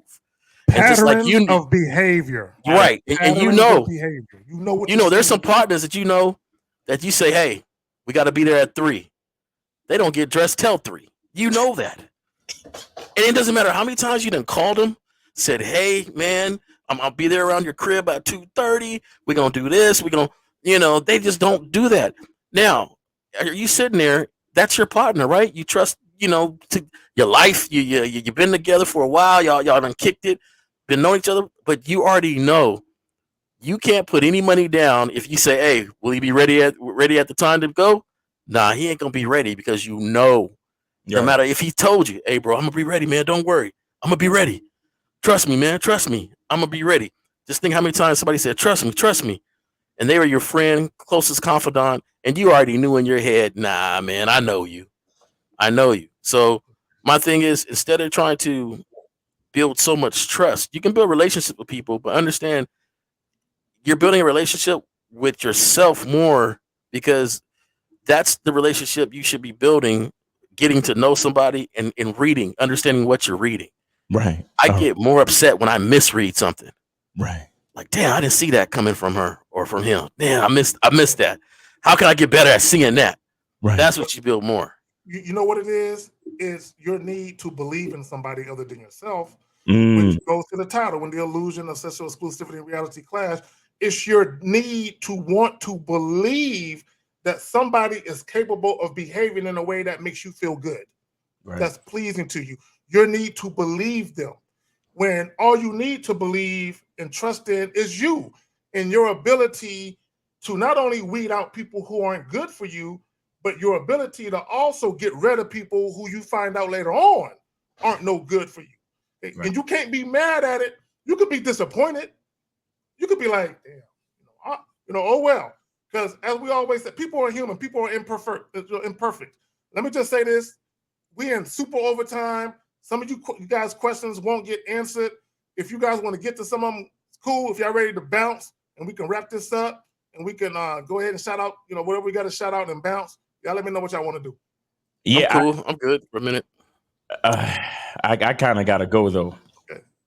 All right, we'll go ahead and shout out the joint, Miles, and we'll make sure that we get. All right, cool, guys. So yeah, appreciate y'all, man. Thanks for having me, K-Zag, J Roman. You know what it is, man. And congratulations on your new channel. Make sure y'all check out the J Roman Way, his new channel. Guys, go to masculineidentitymembership.com and get with me, man. Like I said, we're gonna be putting out the new video early to make up for the fact that we're gonna be in New York doing the event. And that being said, make sure y'all get your tickets for the Manhood, the Game Kings 2 Definition of a Man seminar happening in NYC April 2nd. Yeah, man, hit me on Instagram, Miles in the Game. The tickets are right in my bio on the link tree, so hit that real quick. We're gonna have Taekwondo, Ron Wills, Kerry K. Zagan, Mr. Lucario, and myself. So make sure y'all check that out, man. Go to masculineidentitymembership.com and also go to badboymembership.com. Appreciate y'all for having me, and it is always a pleasure, man. Y'all take it easy. We're about to bounce, but I got to go too. Yeah. I just realized what time it was too. Yeah, man. It's about that time. but for those of you who ask questions, hey, man, it is what it is. Yeah. Bring it next time. I would say, Ben, people start calling up earlier in the show instead of later in the show. I think a lot of you guys have a pretty good perspective and questions and stuff that we can talk out. Like, that's just what it is. It's a man's space to talk out some stuff. Also, my bad. I didn't mean to cut you off. No, go ahead, brother. No, I just want to say, if you feel like your question is that important to you, call in with it. We're more guaranteed to get with you if you call in versus you. Because if there's 20 questions, we can't answer all them shit. Zay, you got 15 questions in there. Come on, man, just call in. But Jay Roman, shout out your YouTube real quick again before we get out. Oh, the YouTube channel is the J Roman Way. The J Roman Way. All right. That's it, man. Make sure check us out at Real Game No Theory tomorrow, 12 noon. Real Game No Theory. We're gonna have Mr. 1950, Steve Dedeen, Mr. Lucario, K-Zag, and myself. All right. Yeah, man. Take it easy. Peace. Enjoy your weekend.